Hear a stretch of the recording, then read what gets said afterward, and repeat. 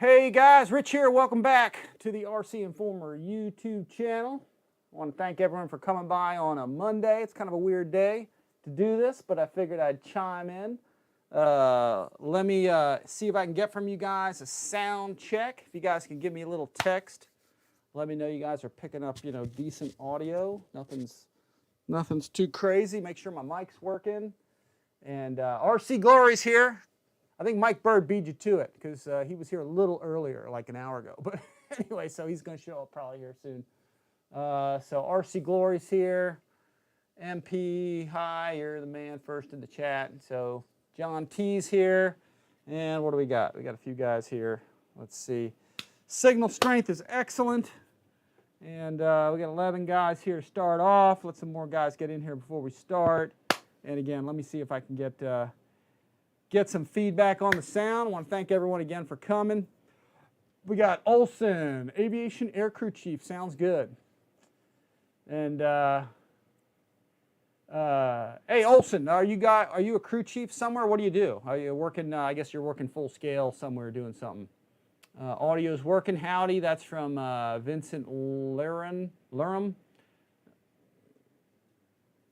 Vincent Lurum. All right, I got it. I think. Let's see, Dennis Matovich is here. Howdy. John T's loud and clear at 6 a.m. in New Zealand. All right, cool. We got some guys in New Zealand. All right, very good. Let me throw some website stuff on here. I'm going to really quick. There's my chat log. Let's see. There's my stream strength. I'll do a quick check on that because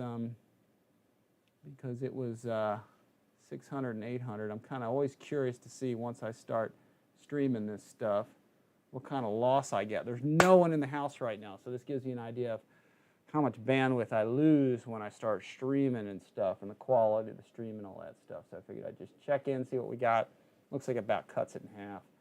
So once my kids start playing games, start losing signal. So let's see. We're still uploading pretty fast though. 800 still there. But yeah, we got some good speeds going. Special thanks to the fiber optics that are going on here. So, all right, guys, we're going to have a pretty good show today, showing off a FMS airplane here. Let me see what we got. All right, signal strength is good, 300 and 850. So, yeah, we got some good speed going on here. So, let me see if I can get back to my original stream here. Let me see who else is in here. Okay, a bunch of guys jumped in, so... Dennis Matovich is here.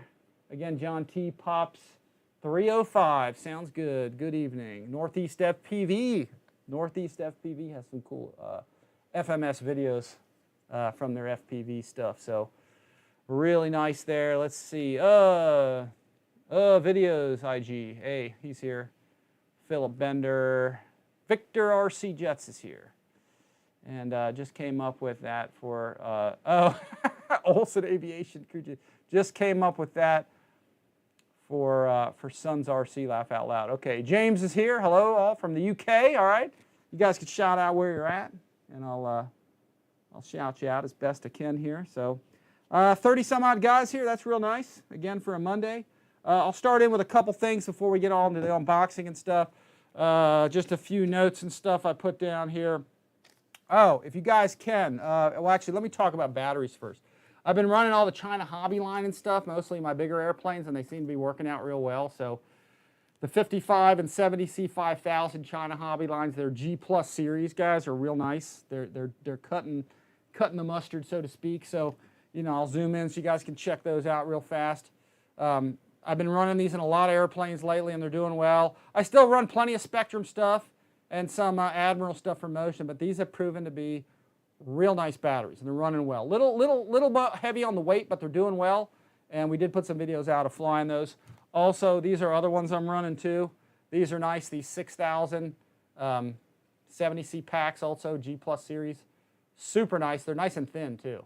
Again, a little weightier, but the price and all that, and they seem to run real well and everything, seem to provide good power. So these are ones I'm running, and I'm going to be showing you guys some new ones here. This is a newer one I'm going to show in some of my bigger airplanes because it's a little bit on the heavy side. But this is a 9500 6S. Okay, it's a where is it at?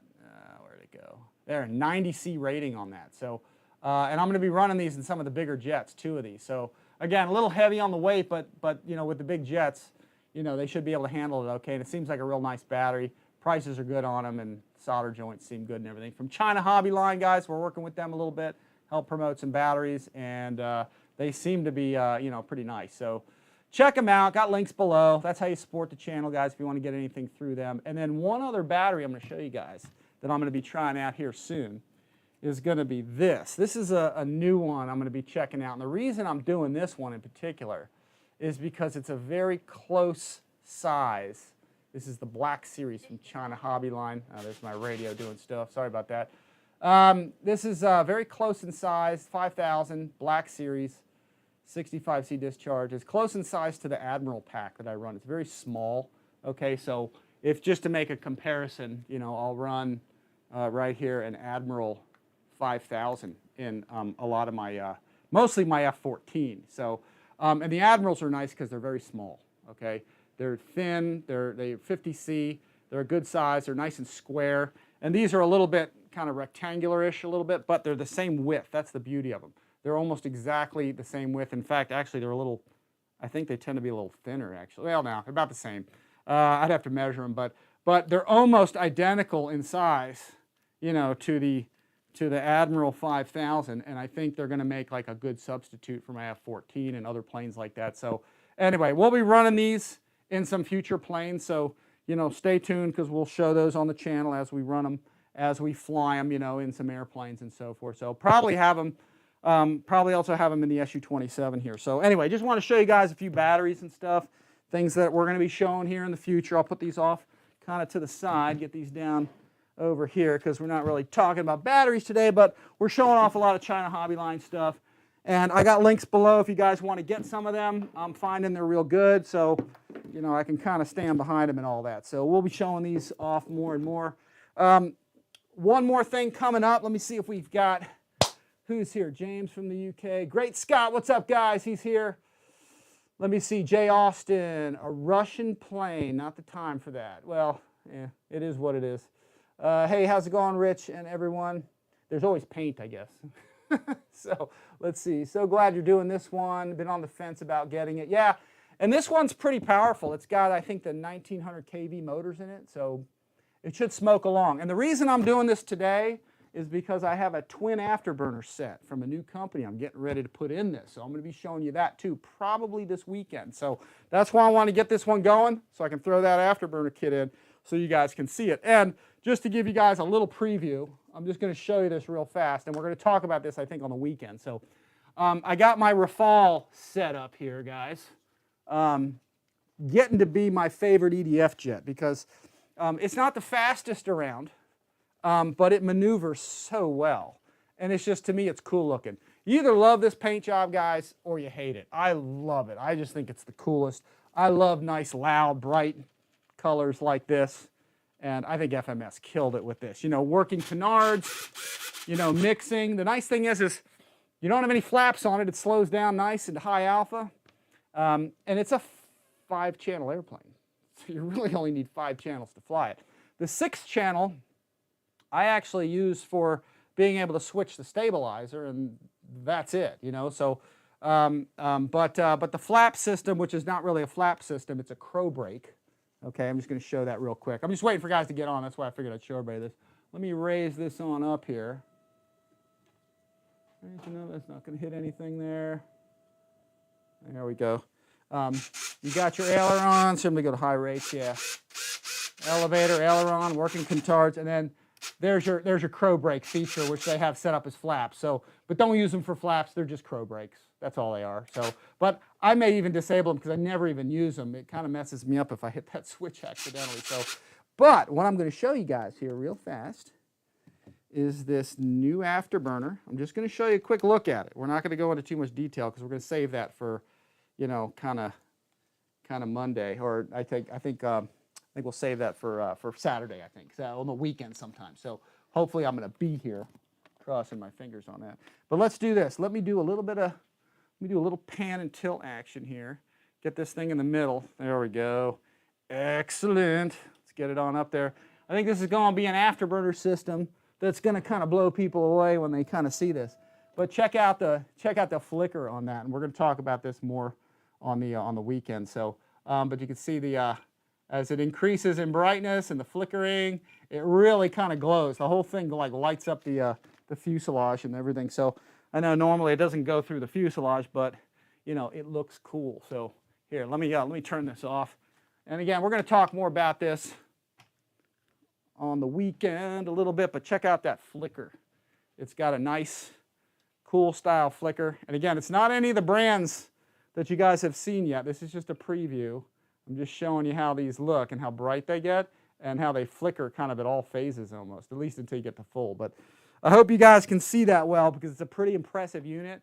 And I'm going to be showing you guys that, you know, like I said, just as soon as we can, probably again this weekend. So the reason I'm able to throttle up and not have the plane fly off the table is because I mixed my afterburner with a different channel. So I have it on a separate channel. So the throttle kill is on, but I'm actually advancing a slaved channel. So you can cycle your afterburner and not, you know, not blow your airplane off the table. So, but anyway, just want to give you guys a sneak preview because I'm getting ready to put a twin system in that airplane, which we're probably going to look at this weekend. So anyway, stay tuned. Watch the RCINFORMER YouTube channel coming up this weekend, and we're going to do a live show on all of this stuff. So we'll be doing all that. It'll be pretty neat. So anyway, let's get the lights back on. Get my afterburner turned off before I make a fire here. And at low setting, it's not gonna melt anything. But let me unplug this. So, but stay tuned because I got a cool. This afterburner is cool, and we'll be showing it to you here very, very shortly. So let me lower this. Let me get my battery unplugged. I'm just going to stick this down. Let's see if anybody's got any questions there. Great Scott, looks good. Flickering is the key to a good afterburner. Yeah, this is a new one, folks. I got Les Bainham from he's always here. He's often here. So from Southend, Essex, England. Awesome. Thanks for coming. Got fire in the tail, baby. So we'll be showing you that again. Stay tuned. Like I said, I'm going to try and do it this weekend so I can give you guys a whole live presentation on this thing and how this new burner system works. So let me put this back up here. We're going to park my, I love this Rafale. I wouldn't change a thing on it. It's cool. Anyway, what do we got? What else do we have? I had a piece of paper here with some notes that I lost. I don't know where the heck that thing went. I was going to talk about something else. Oh, yeah, that's right. I've got, let's see what we got. Let me zoom over here. I am in the process here, okay, of getting the Dancing Wings Albatross going. And I'm going to put a link. I don't have it there yet. I'm going to put a link to where to get this propeller from. I found this really neat prop, guys. And I'm going to show you guys this thing. Let me show you what this looks like. Very scale-looking propeller, okay? And it's 16 by 8. It's got the rivet detail on it and everything. So it's kind of it is a World War I type scimitar prop. So that's what's going to go on this for the scale effect. And I'm in the process of getting this airplane together. So and it's a cool airplane. Everything fits beautifully. The woodwork is fantastic. If you guys didn't see the live show we did a couple weeks back, check it out because there's some cool stuff in there that we I show you there and everything. So let's see. Any questions here from anybody before we kind of get full on into the unboxing of this thing? Let's see. Let me turn this off first of all, and let me park this back here. There we go. That's off. Probably running this on the NX10. So let's see. What do we got here? Oh, my notes are right there, right where I put that. Let's see. I'm going to mention a couple of things. I'm still waiting on guys to, get on board and see how many we got. Let's see. 47 guys for a Monday, and we only launched this morning, so I appreciate everybody coming. Definitely, thank you guys for showing up. Because like I said, I want to get the twin afterburner in this. We'll talk about it on the weekend. It'll be cool. Paul Hatcher's here. Great Scott RC. Let me look and see here. Let me get back to a low setting here. Yeah, cool prop for a cool plane. That's Philip Bender. Gooniac Firebirdie. Almost none of my customers want flicker. Yeah, Ray makes an awesome burner, guys. So, and I got Rays in most of my planes. So yeah, you either like flicker, you don't. So either. But I got an opportunity to show you guys a brand new burner that I think is really cool. I think you guys will like it. So And I got links for Guniac, I think, below and everything. So check out Ray's stuff. Let's see. So if there is another that does that, great. They can get they can get Friday. Okay. So anyway, let's see. Get from them. Yeah. Okay. I told Ray I was going to show some other burners, so he was cool with it.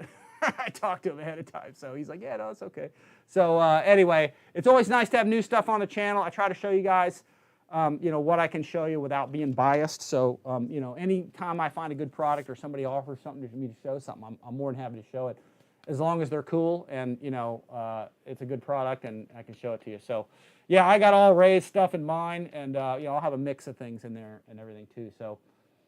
Where can we get the SU-27? The SU-27 is a non-U.S. market airplane. Okay, you see all the Chinese writing and stuff. I'm showing it off just so you guys can see it, and it's mostly for the other markets. And I just am sort of doing a show and tell with it, so you guys can see the cool paint job on it and see what it's about. And I'm going to be making a few videos and let the FMS guys have some video footage and all that stuff. So let's see. And Ray says he's all for new stuff. Glad to see it. Yep. So, but again, guys, check out Guniac. He's got great afterburners. Like I said, that's what I got in my F-14 and some of my other planes. I got them in my F-18. So yeah, check it out. So let's see. Lawrence Williams, excellent presentations. Enjoy the show always. Yeah. Lawrence, where are you from? Where are you coming from? And there's Air Hammer, same as the E-Flight SU-30. It could be just different paint mostly, I think, but it's a different market. So, Guniac says he's wishing them the best. Ray's always a good guy with this hobby, so that's why I like working with him. Guys, I only like to work with the cool folks out there. So, I've had some issues with groups, as you know, we all do. Nothing ever works perfectly. So, yeah, Ray's been awesome. So, and Ray is good to do business with. Turbines RC has them. Okay, yeah, okay. Guys, check them out at Turbines RC. So I guess I don't. That's what Dean Danger's saying. Jackson RC Aviation. Let's see, Aussie. Lawrence Williams from Australia. All right, awesome. Okay, couple things, guys. I want to note. I'm going to throw up here real fast. You'll see the chat thing come up. Let me throw a couple of things up here real quick before we start the unbox. There's my channel. Oh, if you guys get a chance, if you can, go to the FMS website there. And if you can, it would be cool if you guys would go to, kind of scroll down the page a little bit, I guess. My mouse is not working that great, my mouse pad here. If you guys don't mind scrolling down the page a little bit, and go to here where it shows a survey, sort of some new airplanes. Potentially. So, and cast a vote, guys. It's on Facebook. Go to FMS Model on Facebook and cast a vote for what you might like to see next. And you never know, maybe you'll see it. So it's just sort of a survey to see what people are interested in. There's been a lot of comments and a lot of shares on it already. So, guys, please go to the site if you haven't already. And, put in your vote, your thoughts, your suggestions. If it's something you'd buy, whatever, and they just want to see what potentially maybe they'd be interested in doing next. So, check that out, FMS is always listening to everybody. So, take a look there and see what, cast your vote. So, anyway, let's see. I'm going to go to the next thing. And let's see, what else did I have here? That was, also, there is a new FMS car out, the Unimog, which is going to be popular. This thing is cool. I mean, check that out. A couple pictures we put up with me and Gav and flying our Rafale and F-16 and stuff. So, but this Unimog is a cool car. I'll probably have one to show you guys on the channel too. So, or the Mogrich is what it is. The Unimog is the kind of the replica of it, I guess. So, but check that out. It's really cool. And let's see what else we got. Let me go to a couple other things.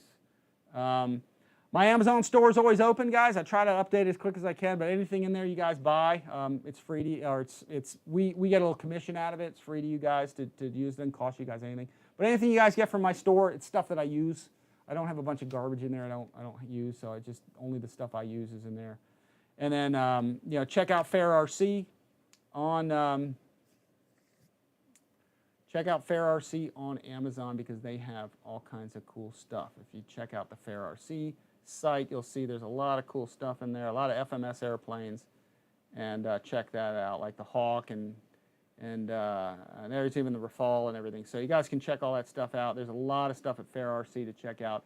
They also have a website. There it is as well. Everybody's waiting on the Mustangs. They're coming eventually. When they get here, they get here. I don't sell anything, but I help promote them. So when they show up, they show up. Pretty popular item, definitely. Also, you can see them on the FMS site. And then BitGo Hobby. Again, these are all places we got links to. And if you guys want to support the channel, clicking on our links, buying something from these sites costs you guys nothing, and it supports the RCINFORMER channel. So thanks. I never ask for any money from anybody. You guys know that. So I keep my channel free for all. And but if you guys get something, use my channel, use my links. If you get something, it supports us.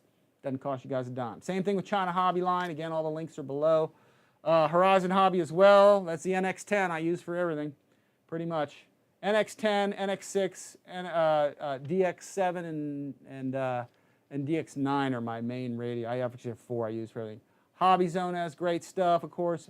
Ernst Manufacturing is constantly supporting all the events, so guys, support them and get stuff through them. And of course, Buddy RC as well. That's where we have the we did the new video on the Super Decathlon. And the newest of them all is Turbines RC, folks. They're supporting us, so anybody that wants to buy, you know, in the European market through us, you know, or use our link, I got links in the description below, and that supports our channel, guys. So again, we appreciate all that. So, and there's Ray, last but not least, Gooniac, guys, Gooniac33.me. That's, you know, Ray's burners. I got them in a lot of airplanes, and they work real great. So support Ray through the channel, and appreciate that. And then last but not least, I got Flying Tiger RC, who is responsible for organizing my stuff through the use of the airplane racks. So let me close this. And those are the airplane racks that are above. So, and you can see right above my head, I've got a bunch of stuff we even just talked about on there as well. So I've got, I'm going the wrong way, the wrong button. You can see I've got the F4 Phantom. We did the live show of a couple weeks back. And I got the Decathlon up there from Buddy RC. And I got the Miss America P51 all on those aluminum airplane storage system racks, you know, coming from, and I got it in the logo in the lower corner there, Flying Tiger RC. So they've been supporting the channel really well too. So all made in the USA airplane racks. Again, little promo for these guys because they're made in the USA. I try to support, you know, all the U.S. companies and stuff whenever I can. So anyway, let's get on to this thing. It is time to unbox. Are you guys ready for this? I think it's time to go. Let me open this window real fast. Let me just go to my chat log.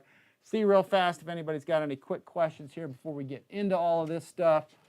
Let's see, Paul Hatcher's here. Rich, you going to be at NOL this week? I was supposed to be there this week, like the whole week, but I got so much family stuff going on. We might head out Wednesday. I've just got a lot of stuff to do for just producing videos and then things around the house, and I've got scheduling type stuff I got to do. So I was supposed to be here all week, but it just, stuff came up, and I may or may not be there. If we go, it might be Wednesday. We'd go up there Wednesday, fly Thursday, Friday, and then come back. So we may or may not be there. I'll try to, let's just see if we can do it. So, but if I'm not, I'll be live streaming Saturday. So let's kind of see how it goes. So I love going to NOL, but man, sometimes it just gets, my girlfriend couldn't go this time, so we didn't get an RV. Also, an RV is really expensive, especially with gas. It's like $3 grand to drive up there now in an RV. So, and then my other pals that go, Mike and Billy, when they go, we usually just crash on a couch or something. Me and Gavin were going to go up, and we may still, but both of them didn't go with their RV. So I'm like, oh, geez. So I just said, you know what, we may or may not go. So anyway, and I had other things come. I had to do a little bit of work. I had to go flying on Saturday and stuff. So it just got busy. I worked 6 days in a row. So that's kind of what happened. We may or may not go. So we'll see. I'll try to get out there if I can. If I get out there, we're bringing the Rafale though, man. That thing's going to fly if we're going out. So let's see what happens. So let's see. Mike Bird's back in the house. He was the first one here like an hour ago. Let's see, 1,500 millimeter wingspan on that EDF. Actually, I think it's like less than that. I think it's like 900 or something. Let's see, where does it show? Yeah, it's all in Chinese. I can't read that. Actually, 1100 millimeter wingspan is what it's showing. So we'll look at that here in a sec. Ray from Guniac says, really appreciate the support, Rich. Yeah, I've been showing off Ray's burners for years now. So, you know, he's a stand-up guy. He's got a good product, works real well. So, you know, again, U.S. company, so support him. Who else we got? Johnny T. Let's see, love that SU-20. May one day assemble mine. Yeah, he's got one, I guess. Renavista 1517. Let's see, I've the FMS P51 Mustang 1700 Red Tail. Yeah, very nice. And we did a good video out on that. That's pretty epic. Probably one of the best videos I think I've made. Let's see, and then we got Aaron Yates 84. He says hello from the UK. I came on at this hour to show you guys this stuff, mostly guys who are overseas, you know. Most of us here in the USA are at work and stuff, so, but, you know, I try to get the European crowd on this, and again, that's why we got together with Turbines RC, because you guys can support the channel again through Turbines RC, so, and they're real cool over there. The guy that runs the place over there is very awesome, so. All right, we got 56 concurrent watchers, and I really appreciate that. That's pretty awesome for a Monday when we just announced this early this morning that we're doing this. So, all right, so let's get to it. I fooled around long enough. Let me get a short drink here. And let's see, Flyjets 305 is here. Hi, Rich and Ray. Quick drink here. All right, guys, let's get to it. We're talking about the non-US market, FMS, SU-27. They got some cool box art on this thing. So let me raise this up a little bit. See if I can do both together. Oh, look at that with one hand. Oh, that's awesome. Great picture of this airplane. I love the SU-27. For those of you who don't know, if you look at my logo on the RCINFORMER all the way in the corner, the SU-27 is the plane on my logo. So it's cool. It's what is Ray? Ray got me a message that got held for review. What does it say? Giving away a plane on my show tonight. USA people for this one, 5:45 this evening. Okay, let me put that up there so you can show. I don't know why it held that, but yeah, I put that up. So you guys want to check out Ray's channel? He's giving away a plane, so you know, check it out. He'll be there tonight. I'll probably chime in too and say hi. I'll be there for a bit. I don't need the plane. I got too much planes to do. So, but yeah. Check it out, guys. So Ray's giving it plates. So check it out at Guniac 33 Fire Booty there. Let's see. Hello, pilots. EQRC. EQ, I saw some of your stuff from Joe Nall. We're trying to make it there. We might come on Wednesday. We'll see.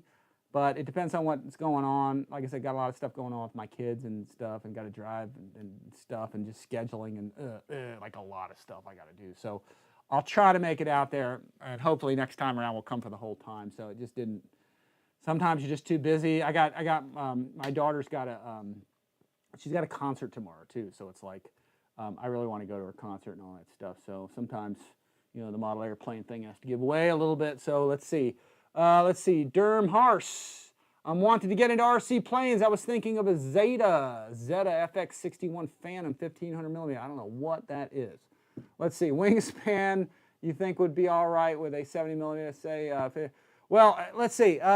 If you're getting into RC planes, get a training plane. Okay, get something high wing, like an FMS Super Easy. Get something. Learn to fly that first. Don't get a Phantom for your first one. And most importantly, if you're going to learn to fly RC and you've never done it before, the one key ingredient you need to be successful with RC is pretty simple. You need a flight instructor. Okay, you need somebody to show you how to do it and help you get it set up and fly it for you. Forget about the electronic devices, flight stabilizations and all those. They're all good. There's nothing wrong with having one. But you really don't need one to learn how. If you get a plane with one on it, that's fine.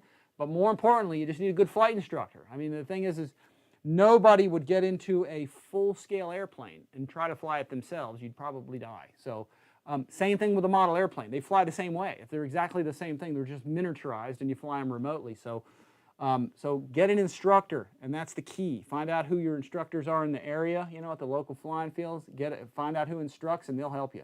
Let's see, Renavista 517. I'm from the Netherlands. Netherlands, Rotterdam. All right, excellent. Mike Bird, EQ, my friend. Let's see, who else is here? Demhars. What time zone? Just Enough RC. Hey, Rich and pilots. He's here. Air hammers in the house again. Rich, did you ever do the X-Fly A10? Yes, I shot a video of it. I do need to launch it. So let me see if I can get that out here as soon as I can, or when I can. I'm swamped with stuff. We shot the video. Gav flew the heck out of it. So let me see if I can post that up for folks to see. EQ says, hope so, Rich. A lot already there. Yeah, no, I know. Probably by the time I get there, I won't be able to set up a tent. But if I come, I'm only bringing a few airplanes. I can't set up 20 planes for 2 days, and it's too much. So that's normally what I do, but it just didn't work out this time. It just happens. So, but I'll try to come. I'll try to come, and me and Gav, if we come, we'll tear things up. So, try not to cause too much trouble. Lawrence Williams is here.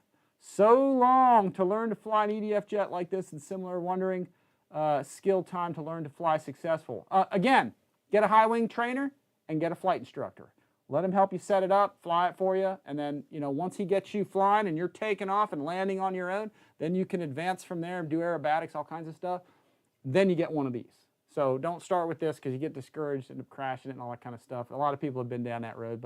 And Mike Bird also says, I should have said this too, get a simulator. That's another really good idea. Get a simulator. Simulators really help a lot. It's worth the 100, 150, 200 bucks, whatever you're going to spend to learn to do it that way. I do it like this, not like that. So let's see. News Airborne RC is here. Let's see. Zeta FX. This is Northeast FPV. Says a Zeta FX 61 is a great wing. I don't even know what that is, but anyway. Oh, it's a. I guess it's a flying wing of sorts. I guess I could look that up, but. What do we got? Garfield, Houston. Any videos of your upgraded F-16 with the FMS 2000 KV? No, I still got to put one of those out. We went and flew it. It flew great. You know, it probably flew about the same, probably about the same power. You know, it maybe had a little more zip to it, but I think we did 1 or 2 or 3. We did a few flights, but I think we filmed it, but just haven't had a chance to put it out yet. I will try my best to get that out there for you. Let's see. All right, I'm seeing all these waivers. Who else is out there? People are waving their hands at me and stuff. Would you ever consider doing a build and flight review of the Avio C-130? Your videos are so good. Yeah, I love that. It looks like a really nice airplane, that C-130. Yeah, it looks pretty sweet. Yeah, I used to work with Hobby King a bunch in the past, so just haven't much recently. So, but yeah, I mean, if they wanted to work with me and we could do some videos, I'd love to show off their stuff. So. Dennis Matovich, Air Noons Airborne, EQRC. Let's see, who else is here? Just enough. I'm trying to see if there's anybody else here new. Jet Tech Don RC is here. I'm trying to acknowledge everybody a little bit with a thumbs up. Paul Hatcher. Who else we got? EQ. James and Wes coming in Thursday and just bringing a few planes also. Yeah, that's what I heard. They were telling me they were coming. So, let's see. Place around Blue Hangar is marked off for somebody. Yeah, not me though. Let's see. Who else we got? Olson. Hey, Rich. Cool to see Wesley on board with Motion. Yeah, Wesley, man, he's kind of living the dream out there doing that kind of stuff. Yeah, it's cool. I like to see him do his channel though, and that's the downside to it, is that he doesn't get to do his channel anymore. That's what kind of, because I think it was cool that he had the uniqueness of, you know, Mary Boozer RC. It was kind of cool because he did his own thing, and you know, kind of when you go work with somebody, you're doing their stuff now, which is not bad. I mean, Motion RC does a great thing, and of course he's got a job with it, so it's awesome. It's just that for me, like, I like doing what I do because I can speak my mind without having to, you know, push or sell anything to you. I can just tell you what I think of it, what's good, what's bad, that kind of stuff. And so, but yeah, Wes, hopefully we'll do some flying with Wesley more in the future. He and I have a good time flying together. So, and he lives probably about an hour from me here too. So we're all in the same place, which is cool. Jerry's in the house. Jerry McGee is in here. So Jerry's president over there at Imperial RC. So who else we got? RC Pilot Will. Hey, Rich. I have the SU-30E flight. Do you think this one will be a better flight time?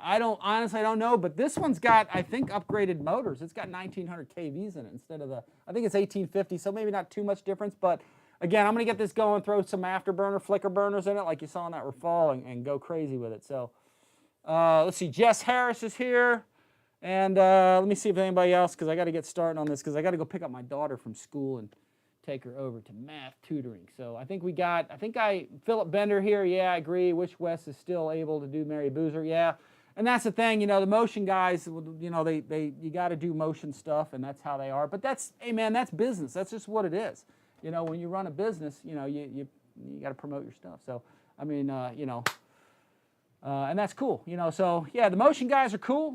You know, James does a good job over there. Now he's got Wes to do it. You know, probably in the future, I speculate Wes may take over there. So we'll see. That's just my thoughts.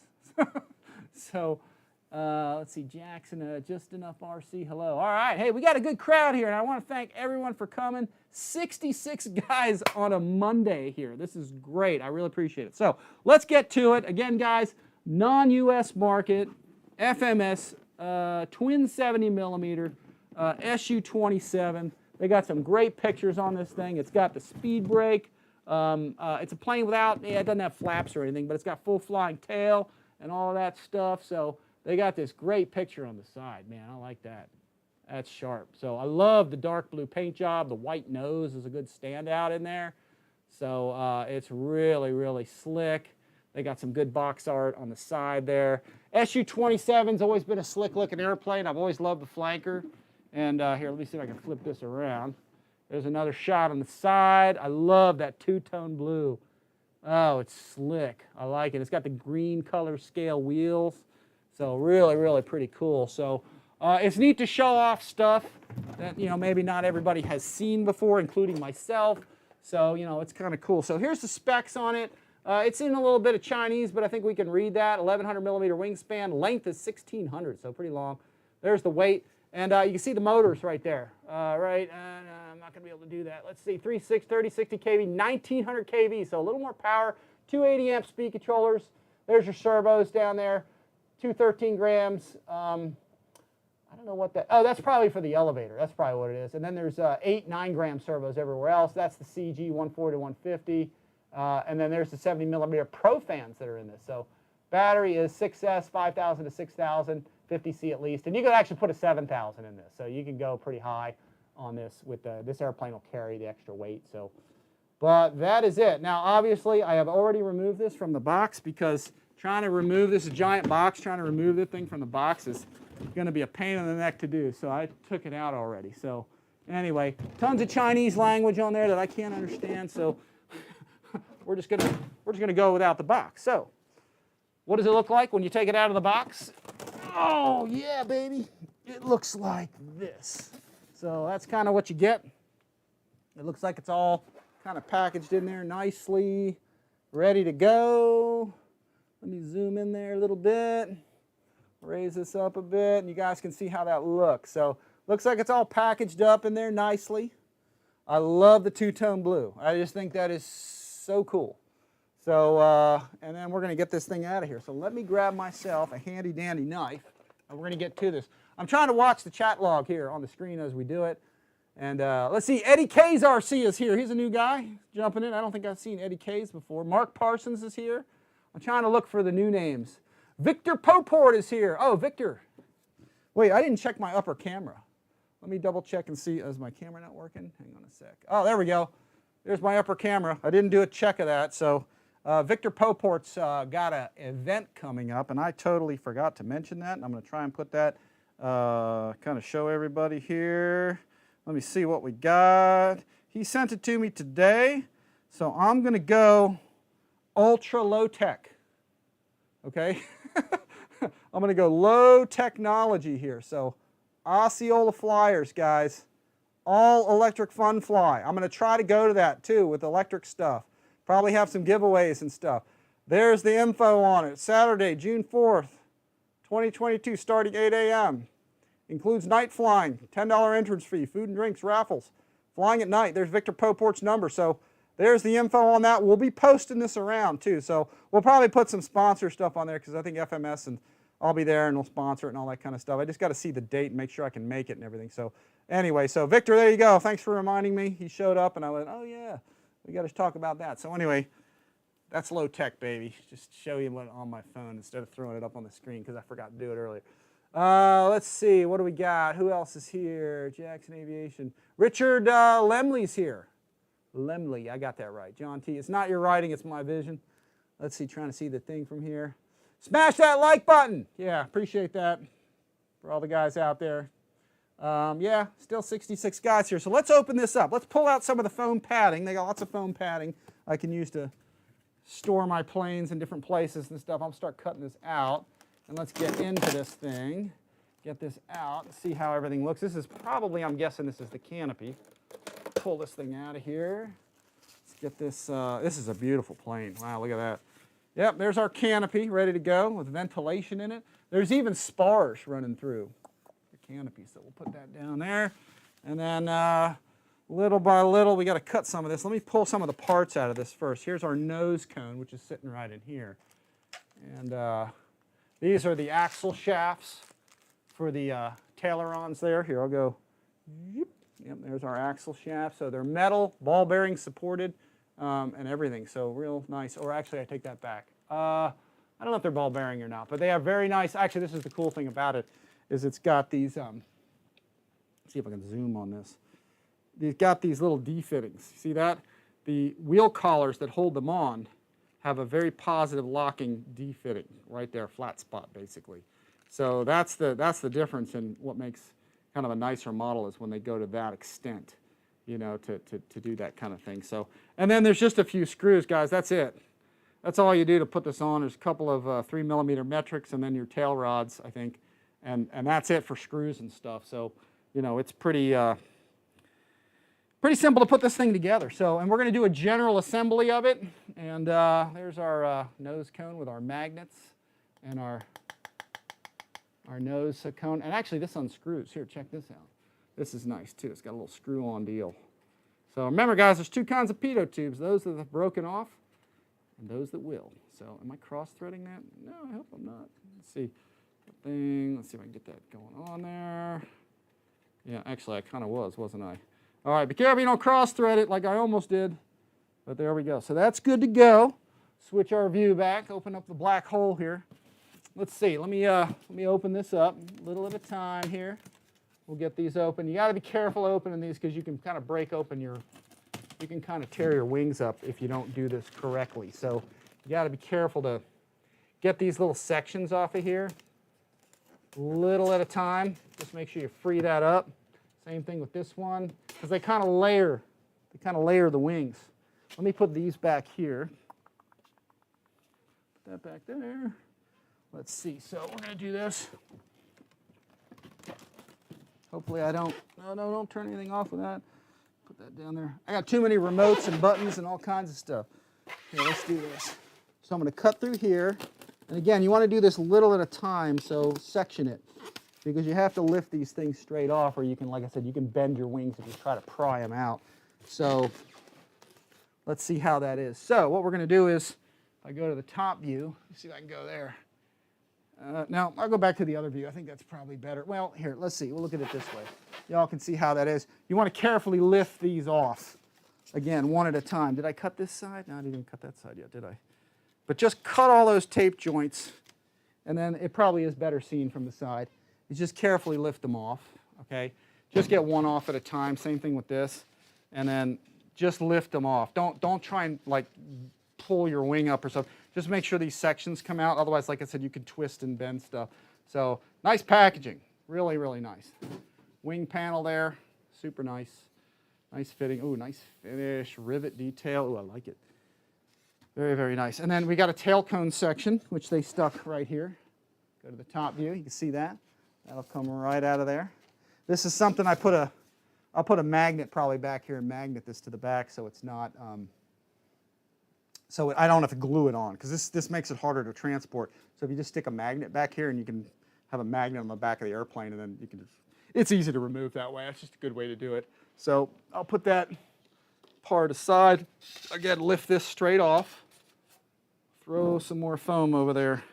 And then again, lift the wing. You know, again, don't pry stuff, just lift it straight out. And you can see kind of how that is. And beautiful wing, nice plastic doublers.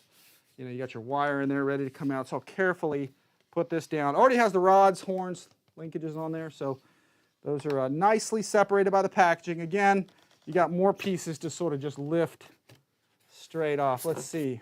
We got, who else? We got Victor Popor. Thanks, Rich. He's on his lunch break. Victor, Let's see, jet flyers here. He said, what's the price? Again, guys, this is a non-US market plane, so I'm just kind of showing it off. I'm going to do some flying demos and things with it for the FMS guys and send them some video of it so they can use it, you know, kind of in their market. So, but I just want to show it off because it's cool. You know, showing off cool stuff is cool. So, again, just lift everything off carefully, pull the top, peel the pieces off like that. Again, here's the back end of what this looks like. You just want to lift everything straight off. Okay, lift straight off. So, because otherwise, like I said, you can bend and break and damage things, so just lift it straight off and get it all out of here. 2 ventral fins. These are beautiful. They're clad in plastic, and they slide on. They just click on and off. So another nice feature for being able to transport the airplane nicely somewhere. And then, wow, this is nice. And then let me go to this side here. I'm going to roll this down here. I'm going to do a little more cutting here if I hadn't done already. Yeah, let me cut some of this. Go around the bottom of this.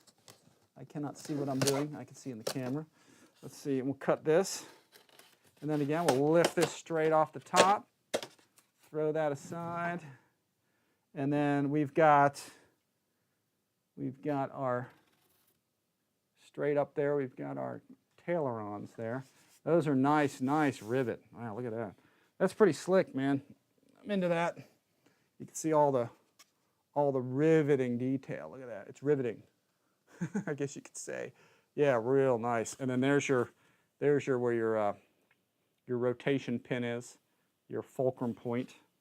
And you know, that's your shaft, and you got your ball link and everything. Lots of spar running through here, so real nice. This might be an airplane where I actually use my reef servos. This is what I had in mind. Tail servos on this plane are good, but I might use these reefs and kind of upgrade to them because these reefs are real strong for a flying tail. This is a big tail. So I'll fly it stock initially, but I may put those reefs in there. We'll see. We'll kind of play that kind of by ear as I go along. So let me put this down. I'll put that on my Rafale back there. Here's another one coming out of here. Let me see if I can get you guys a better view. Hang on. Let's go to here. It's cool how they package this. Actually, let me put this down here and do it this way. Let me back this thing up so I can get a better angle for everybody here on the top view again. You got, I'm going to move this back even farther. There you go. That's what the front of this looks like. Is you got, you know, again, your horizontal stabilizers, your stabilators, ailerons, whatever you want to call them. There they are. Put that one aside. Put that on my Rafale. And then we've got instructions right here, FMS. All right, there we go, SU-27. So, love the SU-27, the flanker. And then, again, pulling out the verticals. Verticals are fantastic. Look at that. Look at the detail. Look at all that rivet on there. Panel lines. There's your digital metal 9-gram servos. Rudder control there. This baby just plugs right in. It's really pretty cool. And, you know, there's your decal application. Super nice. It just doesn't get any better than this. This is cool. So let's get that aside. Let me put that all the way back on my Rafale. I'm stacking up parts on my Rafale back here. And then make sure when you pull this out, you don't have tape and stuff. There's a piece of tape right here. Here, I'll try and angle this a little bit better so y'all can see my upper camera. I just screwed my camera to the table here the other day because it actually fell off. So I had to screw it down so it didn't come off again. Be careful if you got tape, you don't lift this up. Tape sticks to your part, and then you pull your paint off your part. And you're going, oh, why'd I do that? So again, another vertical stabilizer, just super nice. So there it is. I'll put that aside somewhere. I'm running out of space here. And then missiles. There's like missiles all over the place for this thing. Missiles here. There's tons of missiles. There's some that hang off the bottom. Let's see, there's 2. Here's our main spar. We'll get that out of there. And let's see, some more missiles here. And there might even be missiles underneath this thing. I think there are some. There's a couple right here. So be careful you don't throw your box out and get rid of stuff. Lots and lots of missiles. And just like I said, be careful tape doesn't stick to this thing.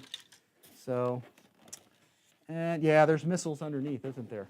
All right, so let's switch cameras one more time. All right, I need a remote for that.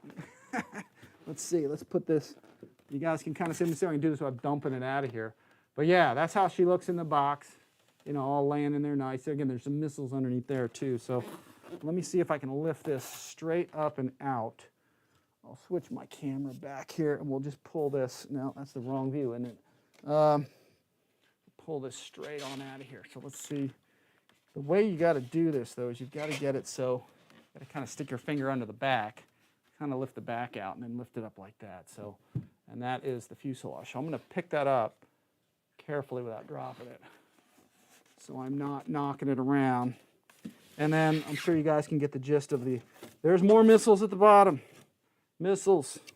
So these are the ones that hang off the belly, and if you hang the ones off the belly, chances are you're probably going to scrape them. So they're cool for scale, but if you're landing, you got to do like a perfect landing, otherwise you'll tear those off and probably do wreak all kinds of havoc on your plane. So that's the end of that, guys. I'm going to get rid of this box. I'm going to try to launch it over there without hitting something else.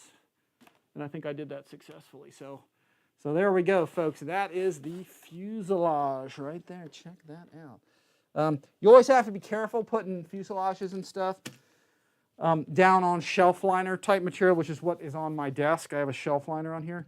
As long as it's for a short period of time, it's not going to be a problem. But anytime you take a model like this that's painted and you put it down on shelf liner, you know, the sticky stuff, if you leave it there a long time, and especially it gets exposed to heat and all that kind of stuff, then it'll peel dots of paint off and you'll have this checkerboarded thing. So just don't store a plane on, you know, anything painted on you know, shelf liner for long periods of time. I'm going to take all the missiles. Okay. Try to remind me where I put them. I'm just going to put them back there just to get them out of the way because they're kind of a pain to store all that stuff.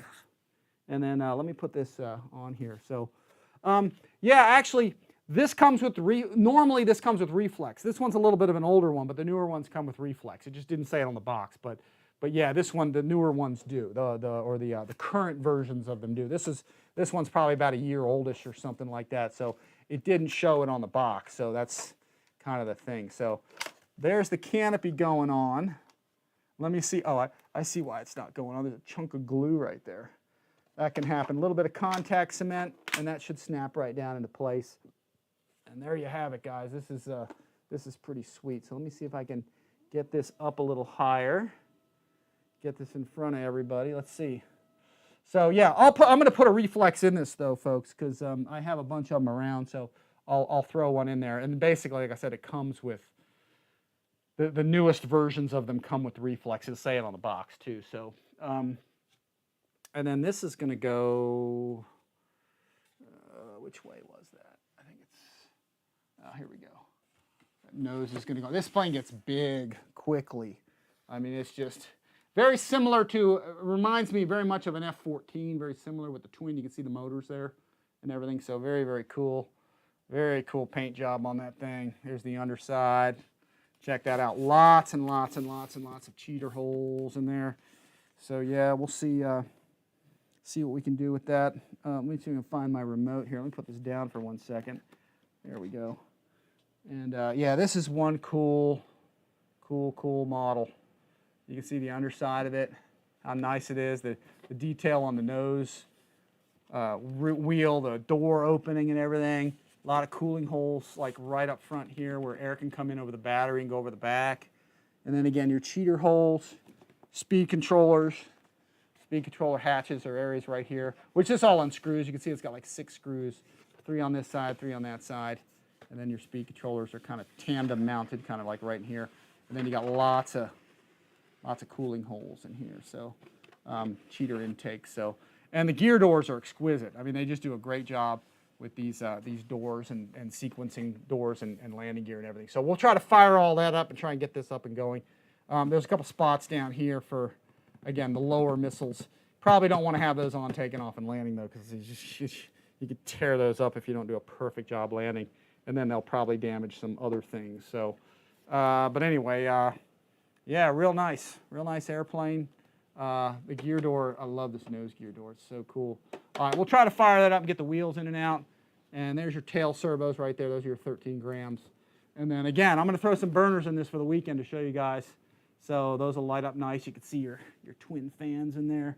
Yeah, really cool. Really, really nice. So anyway, let me get this on the table.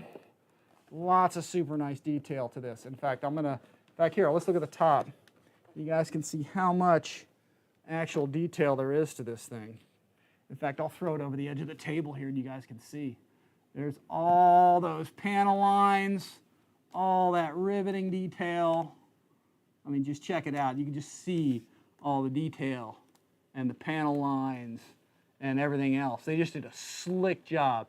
Super well engineered, super well manufactured, just very nicely. You can tell the guys who assembled this did a really nice job. It's not like they had the B team putting this together. They had the A team doing this. So here, let me zoom out on that. Just a slick bird. So let's see. Yeah, reflex works great. They work real well. I guess Victor had to go. That's cool. Thanks for coming by. Let me see. I'm looking at the chat log here while I'm doing this. That other Andrew with the twin push prop from Motion RC. Twin push prop from Motion RC. I don't know what that is. Twin 50 millimeter. Let's see. And this twin one for SS. Now is a great time for SU-27 fans. Yeah, that's right. But nothing beats this thing, though, guys. This SU-27, if you want a SU-27, this one and the E-Flight are the Cadillac.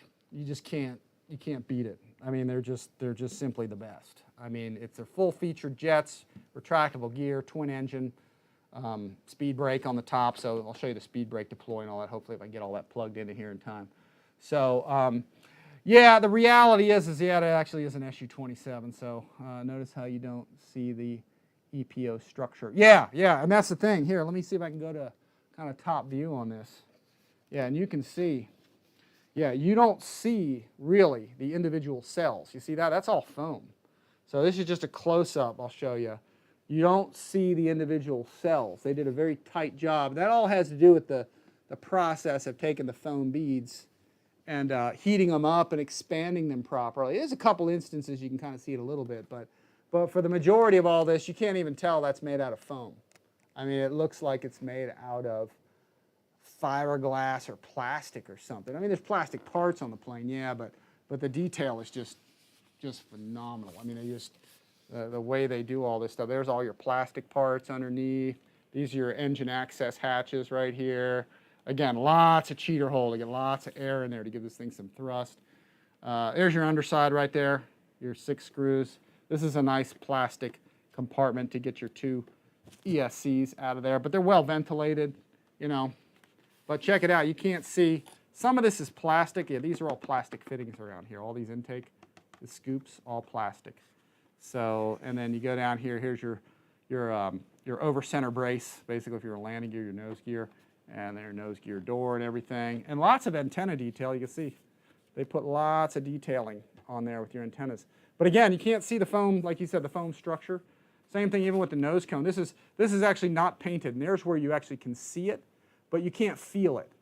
You can see the beads because they didn't paint it white, but you can't feel it. It's just glassy smooth. So that's sort of the difference there. So, but anyway, and I think that's pretty much about a review of this thing, guys. There's, again, here's your verticals. I'll show you that one more time. You can see they're hinged around a center point. So all submerged style hinges everywhere. You know, nice decal application. Again, hinged right in there. So they got to assemble all this at the factory. So, you know, you're looking at the main part here with spars kind of impregnated into it when they mold this. And then you've got your actual rudder part here, which actually ends here, actually goes under there.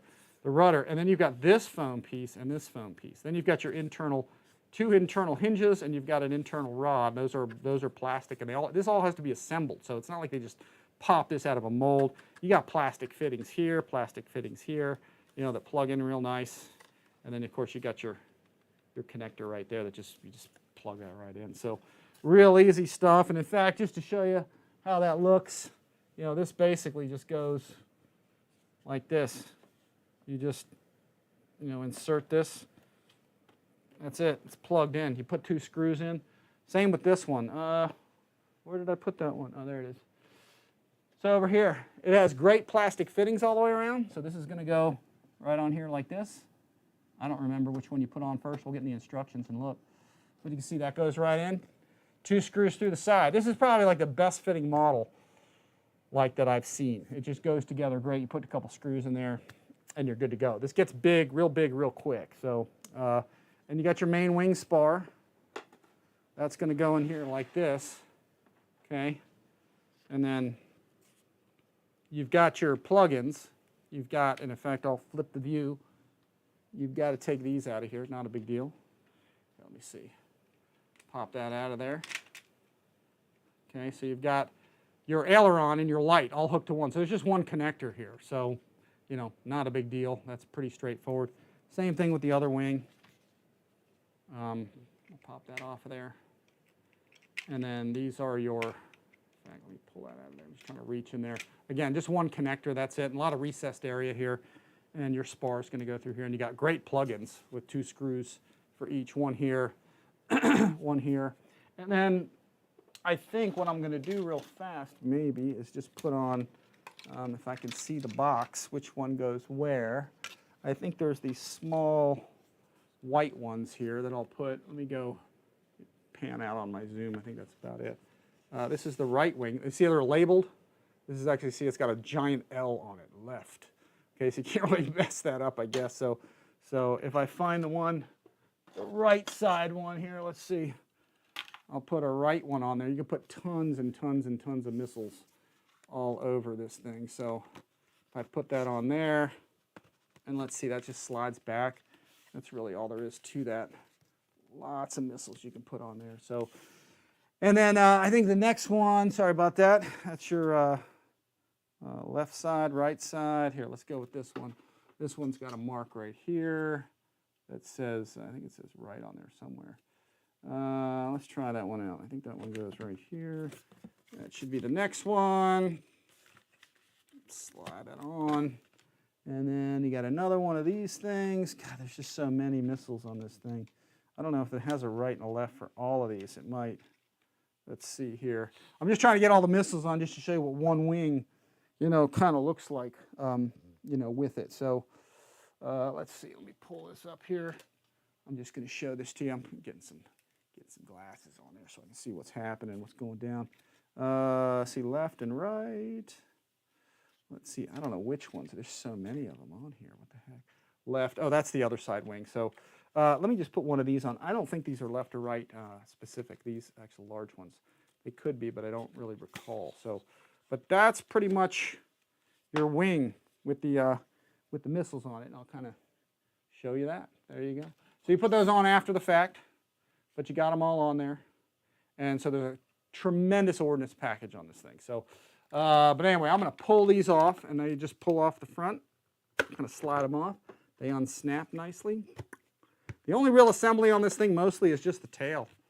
The tail getting that ailerons on. So, and we're going to do that and get the landing gear down and all that kind of stuff. So let's see if we can just get a general assembly together. I'll put the missiles back away again just to show you those. We may throw those on again at the end. But let's see. See if we can find out what other questions we got. Mike Birds, the commander might have to wait. I haven't been watching all the notes here. Jet Tech. Let's see. Servo must be blue. Yeah, that's from Matthew Kiefer. Jess Harris is here. I'm trying to point out the new guys again. So let's see. What do we got for guys here? 72 folks. I thank you all for coming. 72 on a Monday afternoon. I can't complain, guys. You guys are awesome for coming by. So let's see. Let's get, let me pull the instructions here real fast. In fact, I'm just going to look at this real quick because it has been a little while since I've seen the manual here. So there's all your parts. We just kind of talked about all that. There's all your pieces and everything, just a few screws and all of that. Main spar right down there with all your missiles there, and there's your tail pivot rods and stuff. So it shows us putting the vertical stabilizers on first with 4 screws. That's pretty simple. So 4 screws there, or put it on 4 screws, then get our tail axles on, which actually go all the way through. That's real impressive. And then you put your tails on, and then once your tails are on, you put those really nice, like I showed you, those really nice wheel collars that have the flat spot on them. So you just can't beat how positive of a connection that is. And then you connect your rod in the back, and then it shows you the sort of the starting point for the elevator, which I think is actually a little below that, but I'll take a look at it. I'll figure that out later. I'll mess with that. That's more about setting it up for flying. And then you got your wings on. You just push those in place, make your connection. And then you got 4 screws to put on there. It shows them right there. They're all 3mm by 16, I think, every single one of them. Your tail, lower ventral fins just pop on. Nose cone goes on magnetically. And that's about it. Then it says glue your tail on, but I'm going to use a magnet for that. Because you want to have that come off to make it easier to transport. So you want to be able to remove that. And then there's your total ordnance package right there. So, and that's about it. They go into, let's see, they go into CG, probably CG's right here, 140 to 150. That was on the outside of the box. So pretty straightforward, you know, pretty good assembly. A lot of this is Chinese, so I don't know what any of that is. Don't need it, doesn't matter. So we will get to put this together. So the verticals are already on there, so I might as well just get them screwed into place. So this fits nicely on the table. That's another thing about this airplane. It's pretty easy to transport because you just put it flat. And the nice thing is the lower ventral fins, which stick down like a little bit, they just slide off like the missiles do. So it just makes it easy. It's just a very good airplane for flying, transporting, whatever. So I'm going to take my Ernst organizer here, which I use for everything. Okay, pretty much. I have a bunch of these. So I'm going to take what we got here. I'm going to take my bag of screws. I'm going to clear out this one side because I don't have a lot really going on with all that. So let me do this. I'm going to put all the parts in one side. Yeah, these are nice. So these ailerons, stabilators, whatever you want to call them, flying tail, are the nicest in the industry, period, end of story. Because this goes into the fuselage, right? And then a screw goes through it and threads, okay? And then this side, same deal. This actually goes in. Let me zoom in on this so you can really see this. These are the best aileron connections like I have ever seen. So you can see that. It's got a flat end, a flat spot on one side. You can see they're tailor-made to fit on there, okay? And then they've got a positive, okay, indentation or detent, I should call it, where your set screw gets buried in there, okay? So you're not just on a flat spot, you're on a very, very deep, okay, indentation that form fits to the set screw. So you cannot get a more positive connection than this for a aileron. So positive screw go on this side to lock it into the fuselage, you know, right here, there's the focus. And then you have here a positive detent, flat spot, and a detent. So your tail is not coming off this plane. And this is steel. So again, hats off, best design in the industry at all, period, for a flying tail. So you just can't get too much better than that. So with that being said, really fast, I just wanted to go to make sure I was using the right. Okay, these are 16mm screws. We're going to go with that because I noticed there are a couple extras. Well, these are 10mm, that's right. So these are 16 and these are 10s because I noticed there are a couple 10s in here. So to start off, I am going to put this one on with these screws. So the vertical is going to go on, one screw there, one screw here. Let's see if I can get that feed in there. That should slide in there. I may have to start threading that. That may be what it is. So these are all 3mm metric screws. Okay, they go in with a 2mm metric driver. Okay, because it's a 2mm cap screw. So really nice, all beveled edge stuff. Just super nice. Lock that in place, and that is it, baby. That's the tail. This is how they go on. This is what they look like.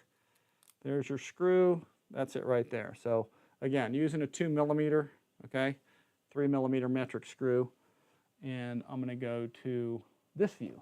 We'll get the other side on. I'll bring 2 screws around. I'll pull the nose cone off so I don't hopefully break it off or knock it off the table while I walk by. Here we go. Oh, and another note too, as you're doing this, if you feel so inclined, the rudders are not critical, but if you do want to tighten your connection right here, okay, with that little hobby knife kind of thing that I do there, you can tighten these up. If for some reason you're getting an intermittent rudder connection or something like that, then just tighten those up and, you know, with a hobby knife. But usually these are pretty good. Rudders are not as critical, but Plus you got 2 of them, but it's not a bad idea to check those. And I may pop them off later and do it, but just for time savings, I'm going to get these on. So that's really it. You just stick those 2 screws in there, and they should line up. If they're not lining up quite perfectly, let me see if I can get this back one on. And in fact, let's do this. I'm going to get a little closer here. I'm going to zoom a bit. Let's go panning it a little bit. There we go. We'll get close in on those so you guys can see that. There we go. That's why you're here, guys. See all the details. See all the perfection that this thing is. So let me see. I got the chat log in there still, taking a look at what everybody's looking at there. So let me see if I can get this one in here. This one wasn't threading right away. It's almost like it. There we go. I just had to wiggle it a little bit, and you could feel it. You could feel it in there. But it's such a great connection. These verticals install so nicely. They just did such a tremendous job on the quality of this model. There's just nothing like it out there. Pretty much smoking the competition there from FMS. Outstanding. So there we go, guys. That is it. Verticals are on there. As you start putting these pieces on, this plane gets big. I mean, it gets really big. So you're getting kind of like a lot of bang for the buck there. You can see how big that tail gets. Just cool as heck zooming through the sky. I love that 2-tone blue. It just, even in the blue sky, it'll stand out. You won't have any problem seeing it, especially with the white accents on it and everything. So let's see. So let's get the tails on there. Let me back this off. I think that's full zoom out. Let me go grab the tails, and we'll put those on. So we get these 2. We'll get these. We're going to need, in fact, I'll very carefully rest this on here, because I don't want to ding up anything. And I'll grab the 2 of these, and actually I'll pre-thread some of these.